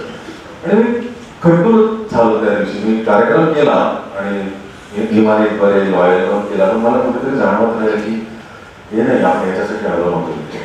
आणि दुसऱ्या दिवशी सकाळची फ्लाईट होती, त्यामुळे मी फ्लाईट घेतली आणि पुण्याला उतरलो. पुण्याला अजूनही उतरले की तुम्हाला बस वगैरे घ्यायला येत नाही, तुम्हाला चालत यायला जवळच असल्यामुळे. आणि मी उतरल्यानंतर मोबाईल ऑन केला आणि दुसऱ्या क्षणाला एक लँडलाईन वरना नंबर होता 072 मला वाटतं काहीतरी त्याचा STD कोड आहे ना. तर तो मला लगेच जाणवलं की, आणि पहिला मोठा खड्डा असा की कालचा कार्यक्रम न आवडण्याच्या काही प्रतिक्रिया आलेल्या असणार आहेत आणि आता कोणीतरी आपली चांगली सोडणार आहे वगैरे असं काहीतरी वाटलं. आणि मी म्हटलं हॅलो, ग्रेस बोलतोय. माझ्या हातातली बॅग, मला अजूनही तो सीन जसा घडला तसा आठवतो. माझ्या हातातली बॅग खाली पडली. तो कोणीतरी तो फ्लाईट अटेंडंट मला सांगत होता की तुम्ही पुढे चला पुढे चला. मी म्हणजे हा मला जरा बरं वाटत नाही, आणि असं कोणीच त्याला काहीतरी सांगितलं आणि हा सर बोला. इथपर्यंत येऊन गेलास, माझ्या बऱ्याच पाठकीला मला आला नाही. तर आपल्याला ग्रेस साहेबांसारखं व्यक्तिमत्व अशी, म्हणजे मला काही सुचना झालं असतं की त्या कवितेतल्या एका विदर्भातले पत्रकार अजूनही खूप साहित्यात रस घेणार आहे आणि त्यांचं रिपोर्टिंग खूप छान होतं, अजूनही होतं म्हणजे कार्यक्रमाचं. तर त्यांनी माझी मोठी ओळ अशी ठळक अक्षरात त्या दिवशी पहिल्या नावावर छापली, हा कार्यक्रम इथे झाला आहे सांगण्यासाठी. आणि ती ओळ होती, भूक जाळून लागली की चंद्र भाकर होत नाही. आणि त्याच्यात खाली रचना छापली की भूक जाळून लागली की चंद्र भाकर होत नाही, रक्त गोठू लागता आभाळ चादर होत नाही. माणसांचा संच आहे, माणसांचा मंच आहे, माणसांचा संच आहे, माणसांचा मंच आहे, मात्र या नाट्यामध्ये माणूस सादर होत नाही. आणि ते शेर म्हणजे वेगवेगळ्या प्रवृत्तीचे शेर असतात गझलमध्ये. ती मुभा असते त्यामुळे पुढचा शेर अगदीच वेगळा होता की एकदा झाली चुकामुक पण पुन्हा भेटूच आपण, एकदा झाली चुकामुक पण पुन्हा भेटूच आपण, एक नश्वर जन्म काही फार अंतर होत नाही. आणि त्यातला शेवटचा शेर होता की दे मला ती रात्र भरुनी अमृताचा एक प्याला, दे मला ती रात्र भरुनी अमृताचा एक प्याला, एक प्याल्याने कोणाचाही सुधाकर होत नाही. ती रचना ऐकून ग्रेसला फोन केला होता. आणि काय म्हणाला जुळले की त्यानंतर ते दररोज संध्याकाळी 6च्या सुमारास मला फोन करायची, कातर वेळ ही तुझी वेळ वैरवा. आणि चिरंजीव तुमच्याशी बोलायला फोन केला आणि 3-3 साडेतीन तास बोलायचे. तेव्हा मी त्यांचे फोन यायला लागल्यापासून मी 2 आणखी फोन घेतले आणि याची बॅटरी संपली तर त्यांना कट करायला लागलं म्हणून कॉल फॉरवर्ड करून ठेवलं की त्यांना कुठेही खंड पडू नये, कारण ते बोलायचं ते 100 वर्षाच्या पुढचं होतं. म्हणजे माझं सगळं आयुष्य एकीकडे आणि तो 3.5 वर्षाचा तुमचा शेवटचा काळ एकीकडे, अशा पद्धतीचं काहीतरी. म्हणजे मी कोरडी फक्त जमीन आहे, पण तो बरसणारा मेघच इतका तीव्र, इतका अनावर होता की काही ना काही शिंतोडे हातमध्ये गेलेलं असणार त्याची मला खात्री आहे. त्यामुळे ते ऋणानुबंध जुळले आणि मग अचानक एके दिवशी थोडस पुढे किस्सा सांगतो. किस्सा असं नाही, एखादा ती हृदय आठवण आहे त्याला किस्सा म्हणण्याचं. एके दिवशी मी कर्वे रोडच्या सिग्नलला मोटरसायकलवरती उभा असताना फोन आला. गिरीश साहेबांचा फोन होता की मंगेशकरांनी मला इथे आणून हॉटेलमध्ये ठेवलंय, त्यांच्या बंगल्याच्या शेजारी ऐश्वर्या नावाचा लॉज आहे आणि मला घशाचा कॅन्सर झाला आणि दिनानाथमध्ये मला दाखवण्यासाठी आणलेलं. तर चिरंजीव तुम्ही मला दुसरं काही मिळवत नाही, तुम्ही माझ्यासाठी दहीभात केला. तर मला त्यातलं काही गम्य नसल्यामुळे स्वयंपाकातलं मी म्हटलं आलोच सर 10 मिनिटात. आणि मी दीपाला फोन केला आणि तिला म्हटलं की गिरीश सर आलेत आणि 10 मिनिटात मला त्यांच्याकडे दहीभात घेऊन जायचं आणि 5 मिनिटात मी येतो तुझ्याकडे 10:30 वाजता. ती म्हणजे असं नसतं बोल, तो भात आधी शिजवावा लागतो, मग तो गार करावा लागतो, त्याला खूप वेळ आहे, तर 40 मिनिटं लागतील. त्यांना सांगलं जर तू सांगतोस तसं करायचं तर थोडासा पातळ भात त्यांना करून द्यायचं. तर मला पटकन कळेल ना काय करावं या 40 मिनिटांचं. साहेब इथे आले आणि आपल्याला बोलवतात म्हणून मग त्यांच्यासाठी काहीतरी आपण घेऊन जाऊया. आपण भेटलो, ती पहिली भेट माझ्या काहीतरी घेऊन जाऊया म्हणून गेलो. पुण्यात एक दुकान आहे जिथे शेवटच्या काळामध्ये त्याच्यानंतर ते होते, पण ते डिटेक्ट झालं तेव्हा पहिल्यांदा भेटलो मी त्यांना. पुण्यात गेलं दुकानात गेलो, त्याच्यासाठी काय यायचं मला असं वाटलं की ते राधाकृष्णाच्या प्रतिमा इतक्या येतात त्यांच्या कवितांमध्ये, तर त्याच्यासाठी कृष्णाची मूर्ती घेऊन जा. पण मी गेलो होतो पुण्यातल्या दुकानात. त्यामुळे हे संध्याकाळी 7 वाजता सुद्धा काही विकायच्या मनस्थितीत नसतात. 10:30ला तर अशा केलं त्या मालकाने तर माझ्याकडे बघितलं सुद्धा नाही. म्हणलं कृष्णाची मूर्ती असा हात केला. पण हा काय कमी माणूस म्हणतो, त्याचं काम करणारा माणूस जास्त महत्वाचा. तो माझ्याकडे बघायला त्याला मी कसं तरी बाबा पुता करून मी त्याला म्हणलं अरे मला एक चांगली कृष्णाची मूर्ती दिली. तर मी गडबडी घेतली, पॅक करून घेतली, घरी गेलो, डबा घेतला, सरांच्या रूमवरती गेलो. मग त्या दिवशी ते मला म्हणाले की मी इथे बसतो, तू तुझ्या हाताने मला दहीभात कर. मग त्याच्या शेजारी बसून खुर्चीवरती त्यांना हाताने दहीभात ठरवला. तेव्हा ते बोलत होते खूप काय काय काय काय काय काय, आणि खूप थोडेसे अस्वस्थ पण झाले कॅन्सर रिलेटेड झाला वगैरे म्हटल्यानंतर. आणि मग मी त्यांच्या हातात ती मूर्ती दिली, पायावर वगैरे ठेवलं आणि मी गेलो. त्या दिवशी काही टेस्ट करून ते जाणार होतं. आणि दुसऱ्या दिवशी सकाळी मला त्याचा नागपूरून फोन आला की चिरंजीव, तुम्ही मला जी कृष्णाची मूर्ती दिली आहे त्याच्या हातात बासरीच नाही आहे, हा काय दैवयोग आहे. तर त्या माणसाला ती जी लढी असते जी बासरीसारखी, ती त्याच्या वृत्तीमुळे किंवा त्या गडबडीत त्याने मी घाई केली असेल कदाचित, त्याने ती पॅकच केली नव्हती त्याच्यामध्ये. म्हणजे सर असं नाही मला ते सगळं व्यवस्थित द्यायचं होतं तुम्हाला, मी तुम्हाला ती बासरी किंवा दुसरी मूर्ती काहीतरी मी तुम्हाला उद्या पोहोचेल असेल नको म्हणले. काय माझ्या घरामध्ये घरचा खेळा होता, तो मी आता त्या कृष्णाच्या हातात ठेवलाय. आता तुमची माझी भेट होईपर्यंत कृष्णाच्या तळ हातावरच्या रेषांना तो किडा टोचत राहणार आहे. आणि गंमत म्हणजे मी पुण्यात असताना ते शेवटच्या स्टेजमध्ये जेव्हा दिनानाथला आले आणि माझं मुंबईमध्ये इतकं काम लागलं की याच्यानंतर कधीही आमची भेट होऊ शकली नाही. तो किडा अजूनही त्या कृष्णाला तसाच ठेवत असणार आहे असं मला सांगितलं. असे ते विलक्षण अनुभव. त्यांच्याविषयी काहीतरी रिलायज पडलंय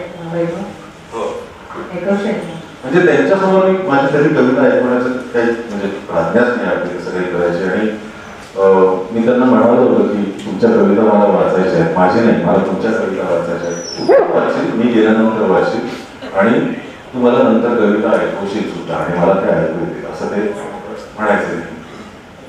तर आत्ता म्हणजे मी त्यांच्यावरती एक सिरीज लिहायला सुरुवात केली. आणि गंमत कशी असते बघा की कधी कधी म्हणजे आता वसंतरावांवरची जी गाणी लिहिली तेव्हा मला वाटलं की मी ही लिहिलीच नाही. म्हणजे काही गोष्टी अभिमानाने सांगता आपण की हे मी लिहिलंय आणि काही गोष्टी अशा असतात की तुम्हाला म्हणावंच लागतं की हे माझ्याकडून लिहिलं गेलंय, हे लिहिलेलं नाही, ह्याच्यामध्ये मीपणा नाही आहे. तसं ज्या व्यक्तीबद्दल ज्या समर्पण भावने आपण लिहितो तर तुमच्या शब्दकळांना कशा बदलत जातात. हे मी माझ्यातलाच वाचक होऊन मी लिहित असताना मागे तटस्थ होऊन बघितलेलं आहे की अरे वैभव हा तू नाही, हे नाही आहे तुझं, पण हे त्यांचं आहे तर त्यांच्यासाठीच मी जे काही लिहिले 3-4 तुकडे ऐकतो. मोठी सिरीज लिहिलेली आहे. डिअर ग्रेस, सृजनाच्या पाणवठ्यावर येतात प्रवासी पक्षी. सृजन म्हणजे क्रिएशन. सृजनाच्या पाणवठ्यावर येतात प्रवासी पक्षी, विजनावर तरंग उठतो, डोळ्यात उमटते नक्षी. विजन एकांतवास.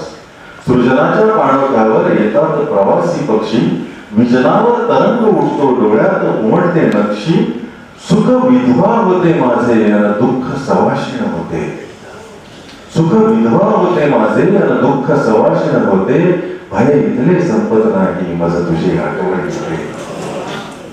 मेघांच्या आडोशाने झाडात उतरते ऊन. मेघांच्या आडोशाने झाडात उतरते ऊन. कशिद्याला कळे कळे तो आतून उसळते वीण.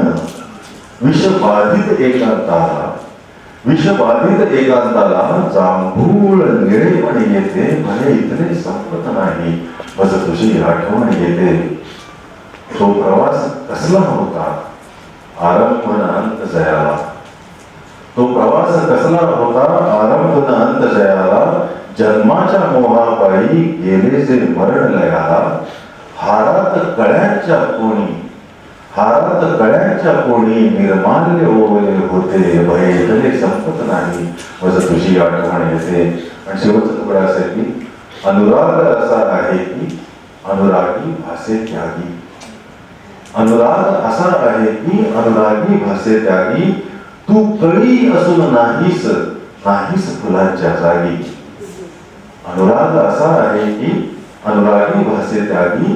तू कळी असून नाहीस, नाहीस फुलांच्या जागी. हे तुझे रीते पण माझ्या बहराचे कारण होते. हे इथले संपत नाही मज तुझी आठवण.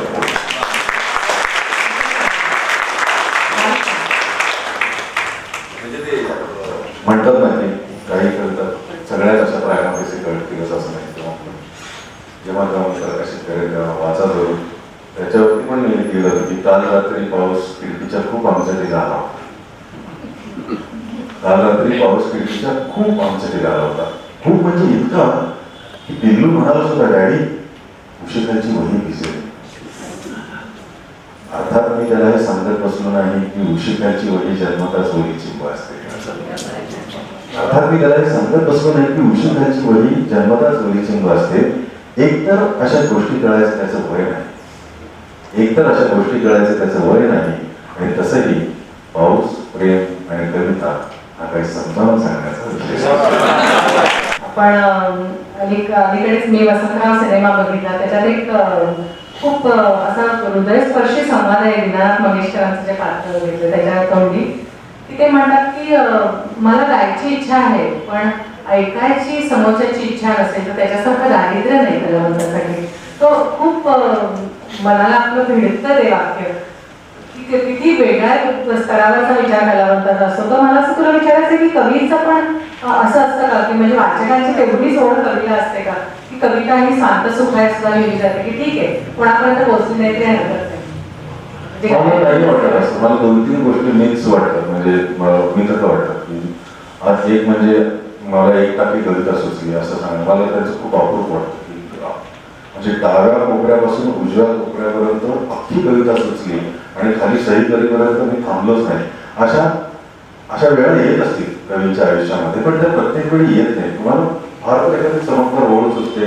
तुम्ही ती खूप दिवस रुजवता तुमच्या मनामध्ये आणि त्याचं काहीतरी रूपांतरण मुक्त छंदात होऊ शकतं, रुबाईमध्ये होऊ शकतं, गझलमध्ये होऊ शकतं असं होतं. आणि दुसरं म्हणजे की मी कोणासाठी कविता करत नाही. मी स्वांत सुखाय लेखन करतो. पण स्वांत सुखाय लेखन तर प्रसिद्धीची हाव तुम्ही कागदाला पेट टेकवल्यापासूनच सुरुवात होते. ती ऑडिटोरियममध्ये गेल्यानंतर नसते ती. तुम्ही जेव्हा ती लिहून काढता नाहीतर मग मला तेव्हा तुम्ही कविता म्हटल्या असतात आणि विसरून गेलं असतात किंवा तोंडपाठ केलं असतात पण कोणाला सांगितलं नसतं. पण त्या लिहून ठेवायच्या, त्याचा संग्रह करायचा, म्हणजे ते कोणाला तरी घरातल्यांना दाखवायचं, आजूबाजूच्यांना दाखवायचं आणि काय म्हणतात त्याला, मग त्याचे कार्यक्रम व्हावे, त्याची गाणी व्हावी, ही सगळी अगदी नैसर्गिक प्रक्रिया आहे. आणि मला वाटतं प्रत्येकाला, आणि का असू नये, म्हणजे माझा तर अनुभव असा आहे की कार्यक्रमांना प्रतिसाद जास्त मिळायला लागल्यानंतर मी जास्त लिहू पण लागलो.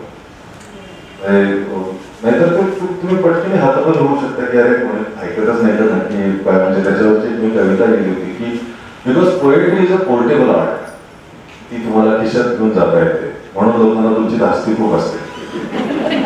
कारण येताना कळत नाही ना आज काय दारूगोळा आणलाय. पेंटर शिल्पकारांचं असं नसते का डोक्यावरती घेऊन हिंडत नाही बघा, म्हणजे येताना कळते घरी केलं असेल पेंटिंग, पण आपल्याला आता पेपर ओळख आहे अट्रॅक्ट काय वगैरे अशी कोणी पण नाही असं असतं ना. पण पोएट्सचं कवीचं तसं नाही, म्हणजे ते तो किस्सा पण आहे ना की बस स्टॉपवर 2 माणसं बसले होते आणि एक जण दुसऱ्याला म्हणाला तुम्ही काय करता, काय म्हणाले मी कवी आहे. हो का, मग मी बाहेर आहे आधी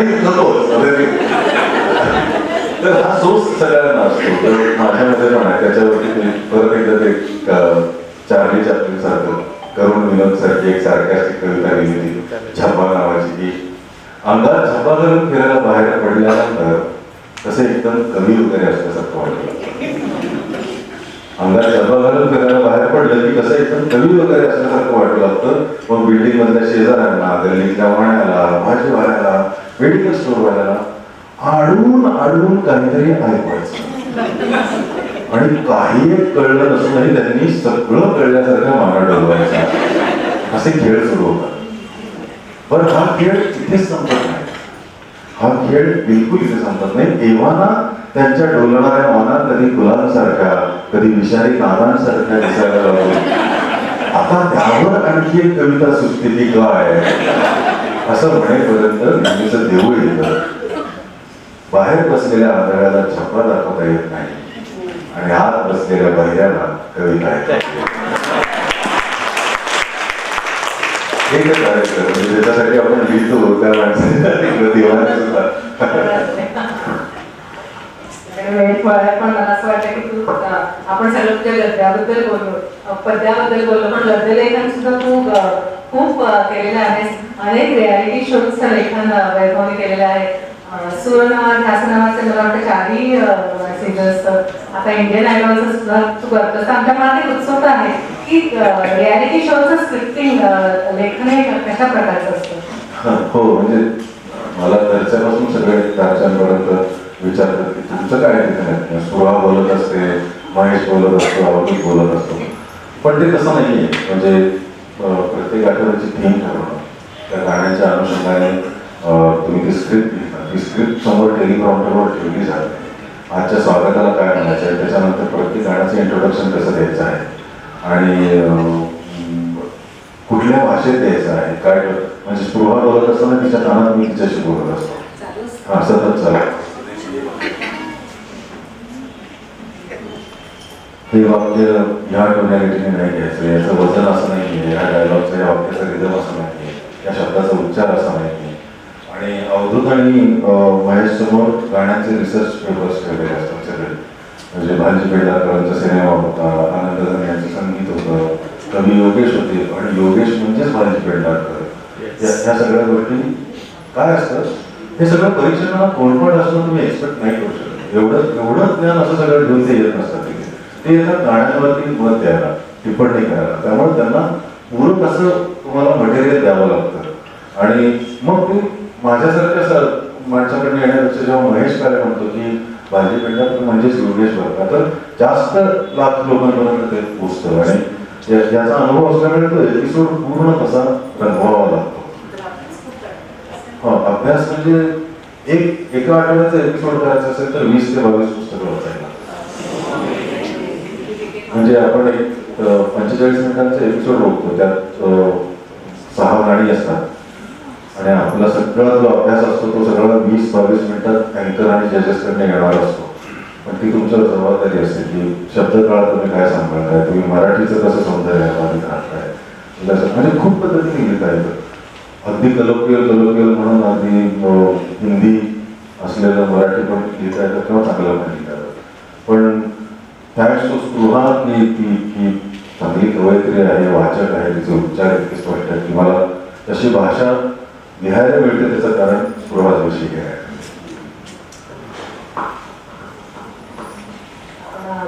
कार्यक्रमाच्या शेवटाकडे येताना आवाज येतोय ना? मी वसंतराव सिनेमाबद्दल मला वाटतं आपल्याला बोलायलाच पाहिजे, कारण त्यांची उत्कृष्ट गाणी तू लिहिलेली आहेस. मला वाटतं 4 गाणी जे आहेत ती लावणी, ललना, उर्दू गझल आहे जी बेगम अख्तरांसमोर वसंतराव सादर करतात आणि अर्थात शेवटचा कैवल्य गाणं. तर ह्या गाण्यांच्या हा प्रवास थोडासा सांगावा असं वाटतं आपल्याला. ते एखादं प्रोजेक्ट कसा एक नशीब घेऊन येतं, कसं दुर्दैवाने वसंतरावांचं नशीब फार उशिरा उघडलं, पण ह्या सिनेमाचं असं भाग्य आहे की सगळेच योग त्याच्यात सुंदर जुळून आले आणि त्याला अगदी 4 छान लावतात म्हणतात, तसं तुझ्या 4 गाण्यांनी लावले. त्याच्याबद्दल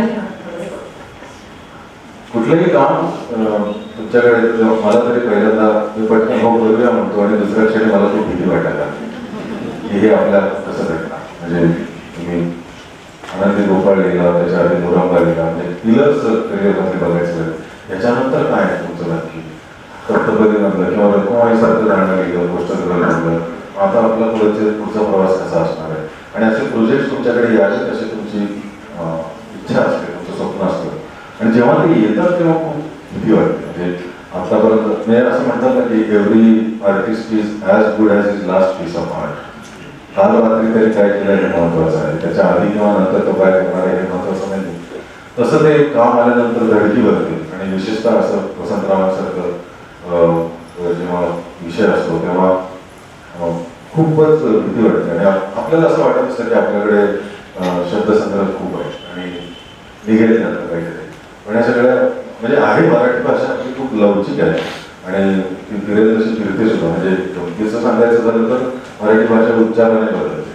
म्हणजे अशी छोटीशी कविता आहे, विशेषतः तुम्ही पुण्यात राहत असाल तर ती उच्चाराने बरोबर अर्थाचा म्हणजे छोटीशी कविता लिहिली होती की नववधू होती म्हणून पहिल्यांदा दिली ओळख करून, लग्न होऊन आली घरच्यांची ओळख करून देणं माझं कर्तव्य होतं. नववधू होती म्हणून पहिल्यांदा दिली ओळख करून, माझी आई अशी, माझे भावा असे, आमचं घराणं हे असं आणि माझ्या घरात हे चालत नाही. आता रुळली म्हणून रोज रोज तीच देते ओळख करून, तुझी आई अशी, तुझे बाबा असे, तुमचं घराणं हे असं आणि आता माझ्या घरात हे चालणार नाही. म्हणजे शब्द तेच आहे. तर असं तुम्हाला वाटत असतं की आपण काही करू शकतो वगैरे, पण भीतीदायक असतात त्या सगळ्या गोष्टी. आणि मला जेव्हा राहुलचा फोन आला की वसंतरावांचं सिनेमाचा क्लायमॅक्स आपल्याला तुझ्या गाण्यात करायचा, एंड्स करूला ते गाणं हवं आहे आणि मला ते तुझ्याकडे आलं. पटकन त्याला म्हणलं अरे तू बिंद्याला गेली किंवा काहीतरी वसंतरावांचं अप्रतिम नाही म्हणलं, मला वसंतरावांचं आयुष्य दिसेल असं मला तू काहीतरी घेऊन दे. 2-1 तास मी खूप एकीकडे तुम्हाला हरखायला होतं की अशी संधी तुम्हाला मिळाली आणि दुसरीकडे तुम्हाला जाणीव असते की म्हणजे मला तरी कधी आश्चर्य काय वाटतं की 8 दिवसात गाणं देतो हे कवी कुठल्या भरोशावर म्हणतो. म्हणजे जे सुचणं स्वतःच्या हातात नाहीये तो 8 दिवसाची वेळ देतो. म्हणजे खरं उत्तर माझी की सुचलं की देतो, तोपर्यंत थांबू शकत असेल तर मला तर दोघा ठिकाणा सांगून ठेवा. तर तसं मी 2-1 तास खूप सैरभैर होतो आणि मला ते सापडत नव्हतं. अशा वेळेला माझी पद्धत आहे की माझ्याकडे MS-8940 नावाची गंजलेली ऍक्टिव्ह आहे. का कोणाच पण मला त्या गाडीवर बसून फिरत सुटलं की बऱ्याच मी नदीकडे जातो, गाडी तिथे लावतो, तिच्या आसपास फिरत राहतो, काहीतरी आहे. म्हणजे स्टेट ऑफ माइंड आहे, अंधश्रद्धाच आहे, पण तरी सुद्धा आहे म्हणून मी ती अजून विकलेलीच नाही. तर चोरीला तर ती घेतली आणि नदीकाठी गेलो आणि मला असं वाटलं की राहुलने सिच्युएशन सांगितलं की वसंतरावांना सकाळी हार्ट अटॅक केला आहे आणि संध्याकाळी मायपार आहे. खूप दिवसांआधी ठरली आणि गंमत म्हणजे भरतनाट्याला त्या दिवशी तरुण जातीचं तबला होता आधी 1.5 तास. म्हणजे जसं आता मला तिथे बसलेलं असताना या पूजाजी आणि त्यांच्या ग्रुपचं नृत्य बघताना मला इतकी भीती वाटत होती ह्याच्यानंतर मी जाऊन काय करायचं म्हणजे इतकं सुंदर त्यांनी एवढं सगळं कलाविष्कार दाखवला की याच्यानंतर आपण काय करणार आहोत नक्की असं एक एम्प्टीनेस होतं तुमच्यामध्ये. तर सकाळी हार्ट अटॅक येऊन गेलेल्या माणसाला संध्याकाळी माझ्या आधी तडकदार झाकीर हुसेनचं 1.5 तास तबला बुलंदनी असं म्हटलेलं आहे की जेव्हा या सिनेमाचा रिसर्च केला तेव्हा की बुलंदने असं म्हटलं की वशापेक्षा मला जास्त भीती होती की हा संध्याकाळी जाईल कसं ते.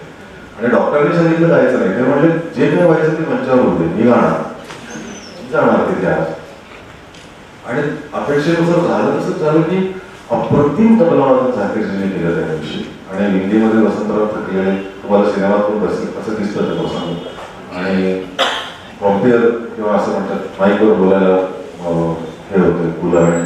ते म्हणाले की आता काय करतो तो. आणि मी असं थांबलो आणि जेव्हा पेटीवरती बसलो तो बराच वेळ काही गायला नाही. आणि नंतर त्या दिवशी त्याने जे काही गायलं ते मी वसंतकडनं आधी कधी ऐकलं सुद्धा नव्हतं इतकं अप्रतिम त्या दिवशी ते गायले.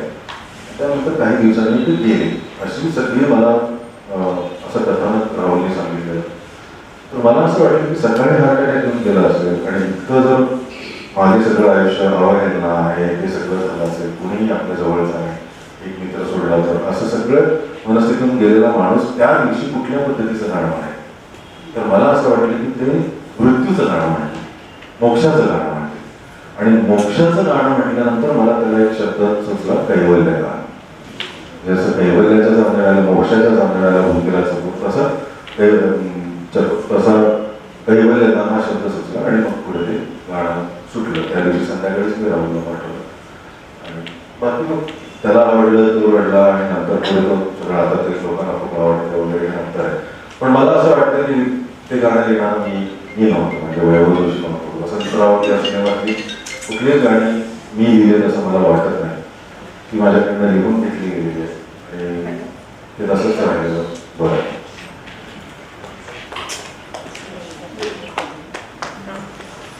असं वाटतं ते कैवल्य गाणं तुझ्या तोंडून ऐकूनच आपण कार्यक्रमाचा शेवट करूया. पण काही फॉर्मॅलिटीज आम्हाला पाहायला हव्या. एक कवितेची ओळख नावाची तुझी कविता आहे ती आम्हाला ऐकली.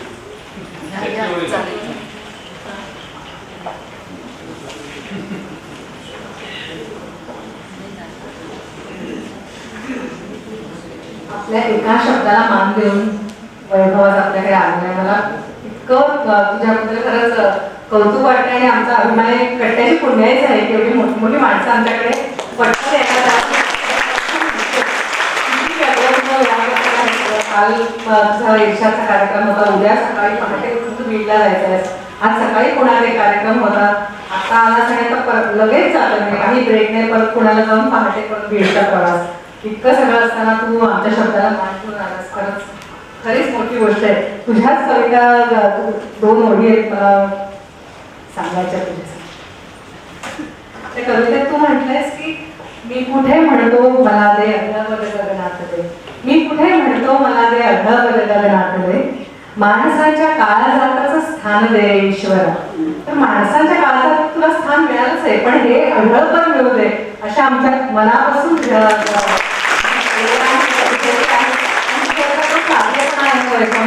जे जमिनीवर पाय आहे ते तसेच राहू दे अशा खूप मनापासून इच्छा व्यक्त करते.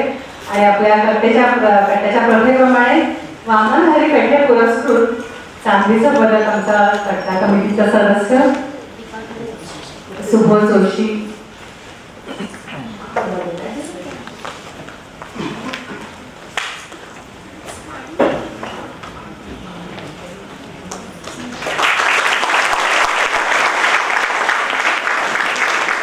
यानंतर मी पुन्हा बोलणार नाही. तुम्हा सर्वांचे सुद्धा मनापासून आभार मानते की तुम्ही आज थोडा कार्यक्रम संपायला उशीर झाला पण आलात आणि आमच्या विश्वासाला तुम्ही मान दिलात. आणि आता एक नव्या उमेदीने आपण कट्टा सुरू करतो हा विश्वास आमच्या जागा केला. त्याबद्दल तुम्हा सर्वांचे मनापासून आभार. म्हणजे वैभव तर आहे आणि संपन्नता तुमच्यामुळे आलेली आहे या कार्यक्रमाला असं मला वाटतं. आपण तुझ्या शब्दांनीच कार्यक्रमाची आपल्या मुलाखतीचा शेवट करूया. आणि कार्यक्रमाची सांगता मात्र राष्ट्रगीताने आपल्याला नेहमीच्या पद्धतीने. मग सर्वांचे पुन्हा एकदा आभार मानते. वैभव तुझेही आभार. कैवल्य त्यांची फरमाईश म्हणजे आपण लाईट मूडच्या काही कविता ऐकल्या, रेसांबद्दल ऐकल्या. मी कधीतरी एक निवांत तुमच्याशी असं गप्पा, म्हणजे अगदी कट्टा नसला तरी चालेल, आपण गप्पा आणि कवितांचा फक्त कविता ऐकवायला तुमच्याकडे येईल.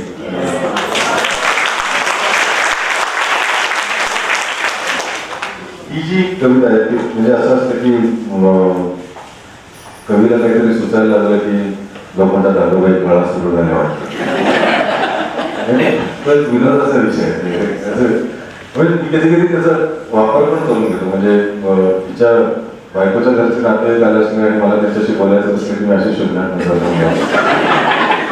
त्याच्याशी बोलायला वगैरे काहीतरी सुटका वाटतं.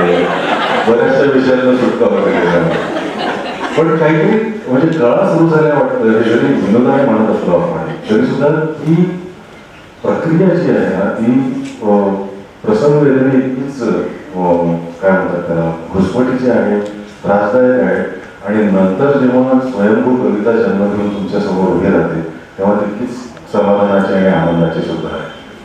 तर मी अगदी अभिमानाने माझ्या कवितेला मुलगी म्हणतो. तुम्ही तुमच्या मुलीला डोळ्यासमोर ठेवा, त्याचा काळ डोळ्यासमोर ठेवा आणि काय अस्वस्थता असू शकते एक पालक म्हणून ते बघा.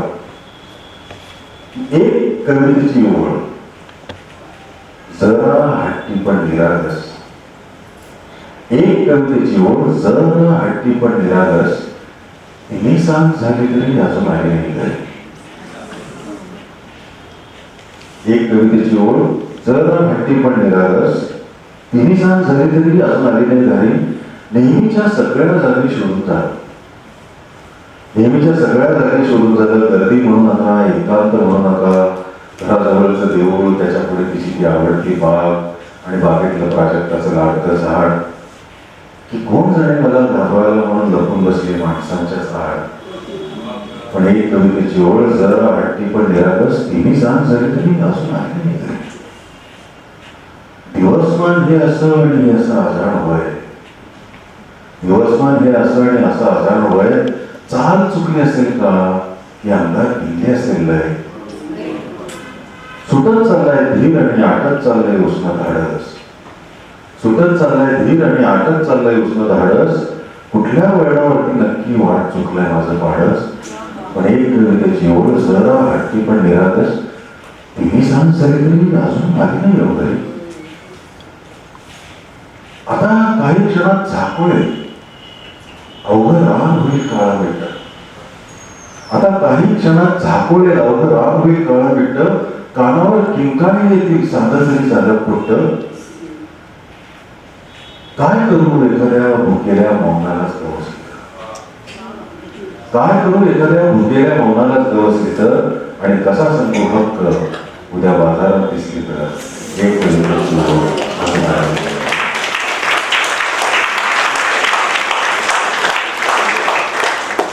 केवळ त्यांना ऐकवतो. मी त्याआधी तुम्हा सर्वांचे खरोखर मनापासून आभार मानतो. माझ्यासाठी ही खूप मोठी गोष्ट आहे की मी बागले कट्ट्यावरती आलेलो आहे. मला कदाचित शब्दांमधून सांगता आलेलं नसेल, पण मी अगदी छोट्या गावात आहे, छोटा माणूस आहे. मला अजूनही मी काही अचीव केलं असं मला अजिबात खात्री नसते. प्रत्येक वेळी पोटात गोळा येत असतो आणि तुमच्यासारख्या लोकांना, जाणकारांना भेटून त्यांच्याशी बोलून आणि तुम्ही जी दाद दिली त्याने तो कॉन्फिडन्स वाढत राहतो आणि पाणी प्रवाही राहतं. एवढंच माझं आतापर्यंतचं तरी आकलन आहे या सगळ्या प्रवासाचं. त्यामुळे तुम्हा सर्वांचे खरोखर खूप मनापासून आभार. आणि मी आधी म्हणालो तसं आणखी वेगवेगळ्या स्टेट्सच्या कविता तुम्हाला कधी ऐकायची संधी मिळाली तर मी स्वतःला भाग्यवान असतो. वसंतरावांच्या आयुष्यातली शेवटची पण पुढे ते जाऊ शकते का नाही त्यांना माहीत नाही. की कंठात आर्त ओळी, डोळ्यात प्राण आले, कंठात आर्त ओळी, डोळ्यात प्राण आले. आता समेवरी हे कैवल्य गान आले. चरणावरी स्वरांच्या मी टेकवून माथा, चरणावरी स्वरांच्या मी टेकवून माथा. अर्पून चाललो ही माझी अबोल गाथा, चरणावरी स्वरांच्या मी टेकवून माथा. अर्पून चाललो ही माझी अबोल गाथा. भवताल ऐहिकाचे, भवताल ऐहिकाचे दोलायमान झाले, आता समेवरी हे कैवल्यमान आले. पहिला वरून आला ओंकार नादकानी. वृत्तीचे हात आले, जीवाचा सारखा पहिल्यांदा भेटला. पहिला वरून आला ओंकार नादकानी, ही दाद ओळखीची ही सोयरी विराणी. संचित युगायुगांचे एका क्षणी मिळाले, आता समेवरी हे कैवल्यदान आले. शेवटचं ठरव असं की या मैत्रीत आता मी तू कुणीच नाही. द्वैत संपलं. या मैत्रीत आता मी तू कुणीच नाही. घेरे सुखात घेरे हे ईश्वर विहारी. विहारीने गाणं सोडतं, इतके दिवस साथ असलेला साथ देणारा तूच अशी विहारी घे की माझा प्राण निघून जाईल. या मैत्रीत आता मी तू कुणीच नाही. घेरे सुखात घेरे हे ईश्वर विहारी. लयताल सूर सारे शून्यात एक झाले, आता समेवरी हे कैवल्यदान आले. कंठाकार तोळी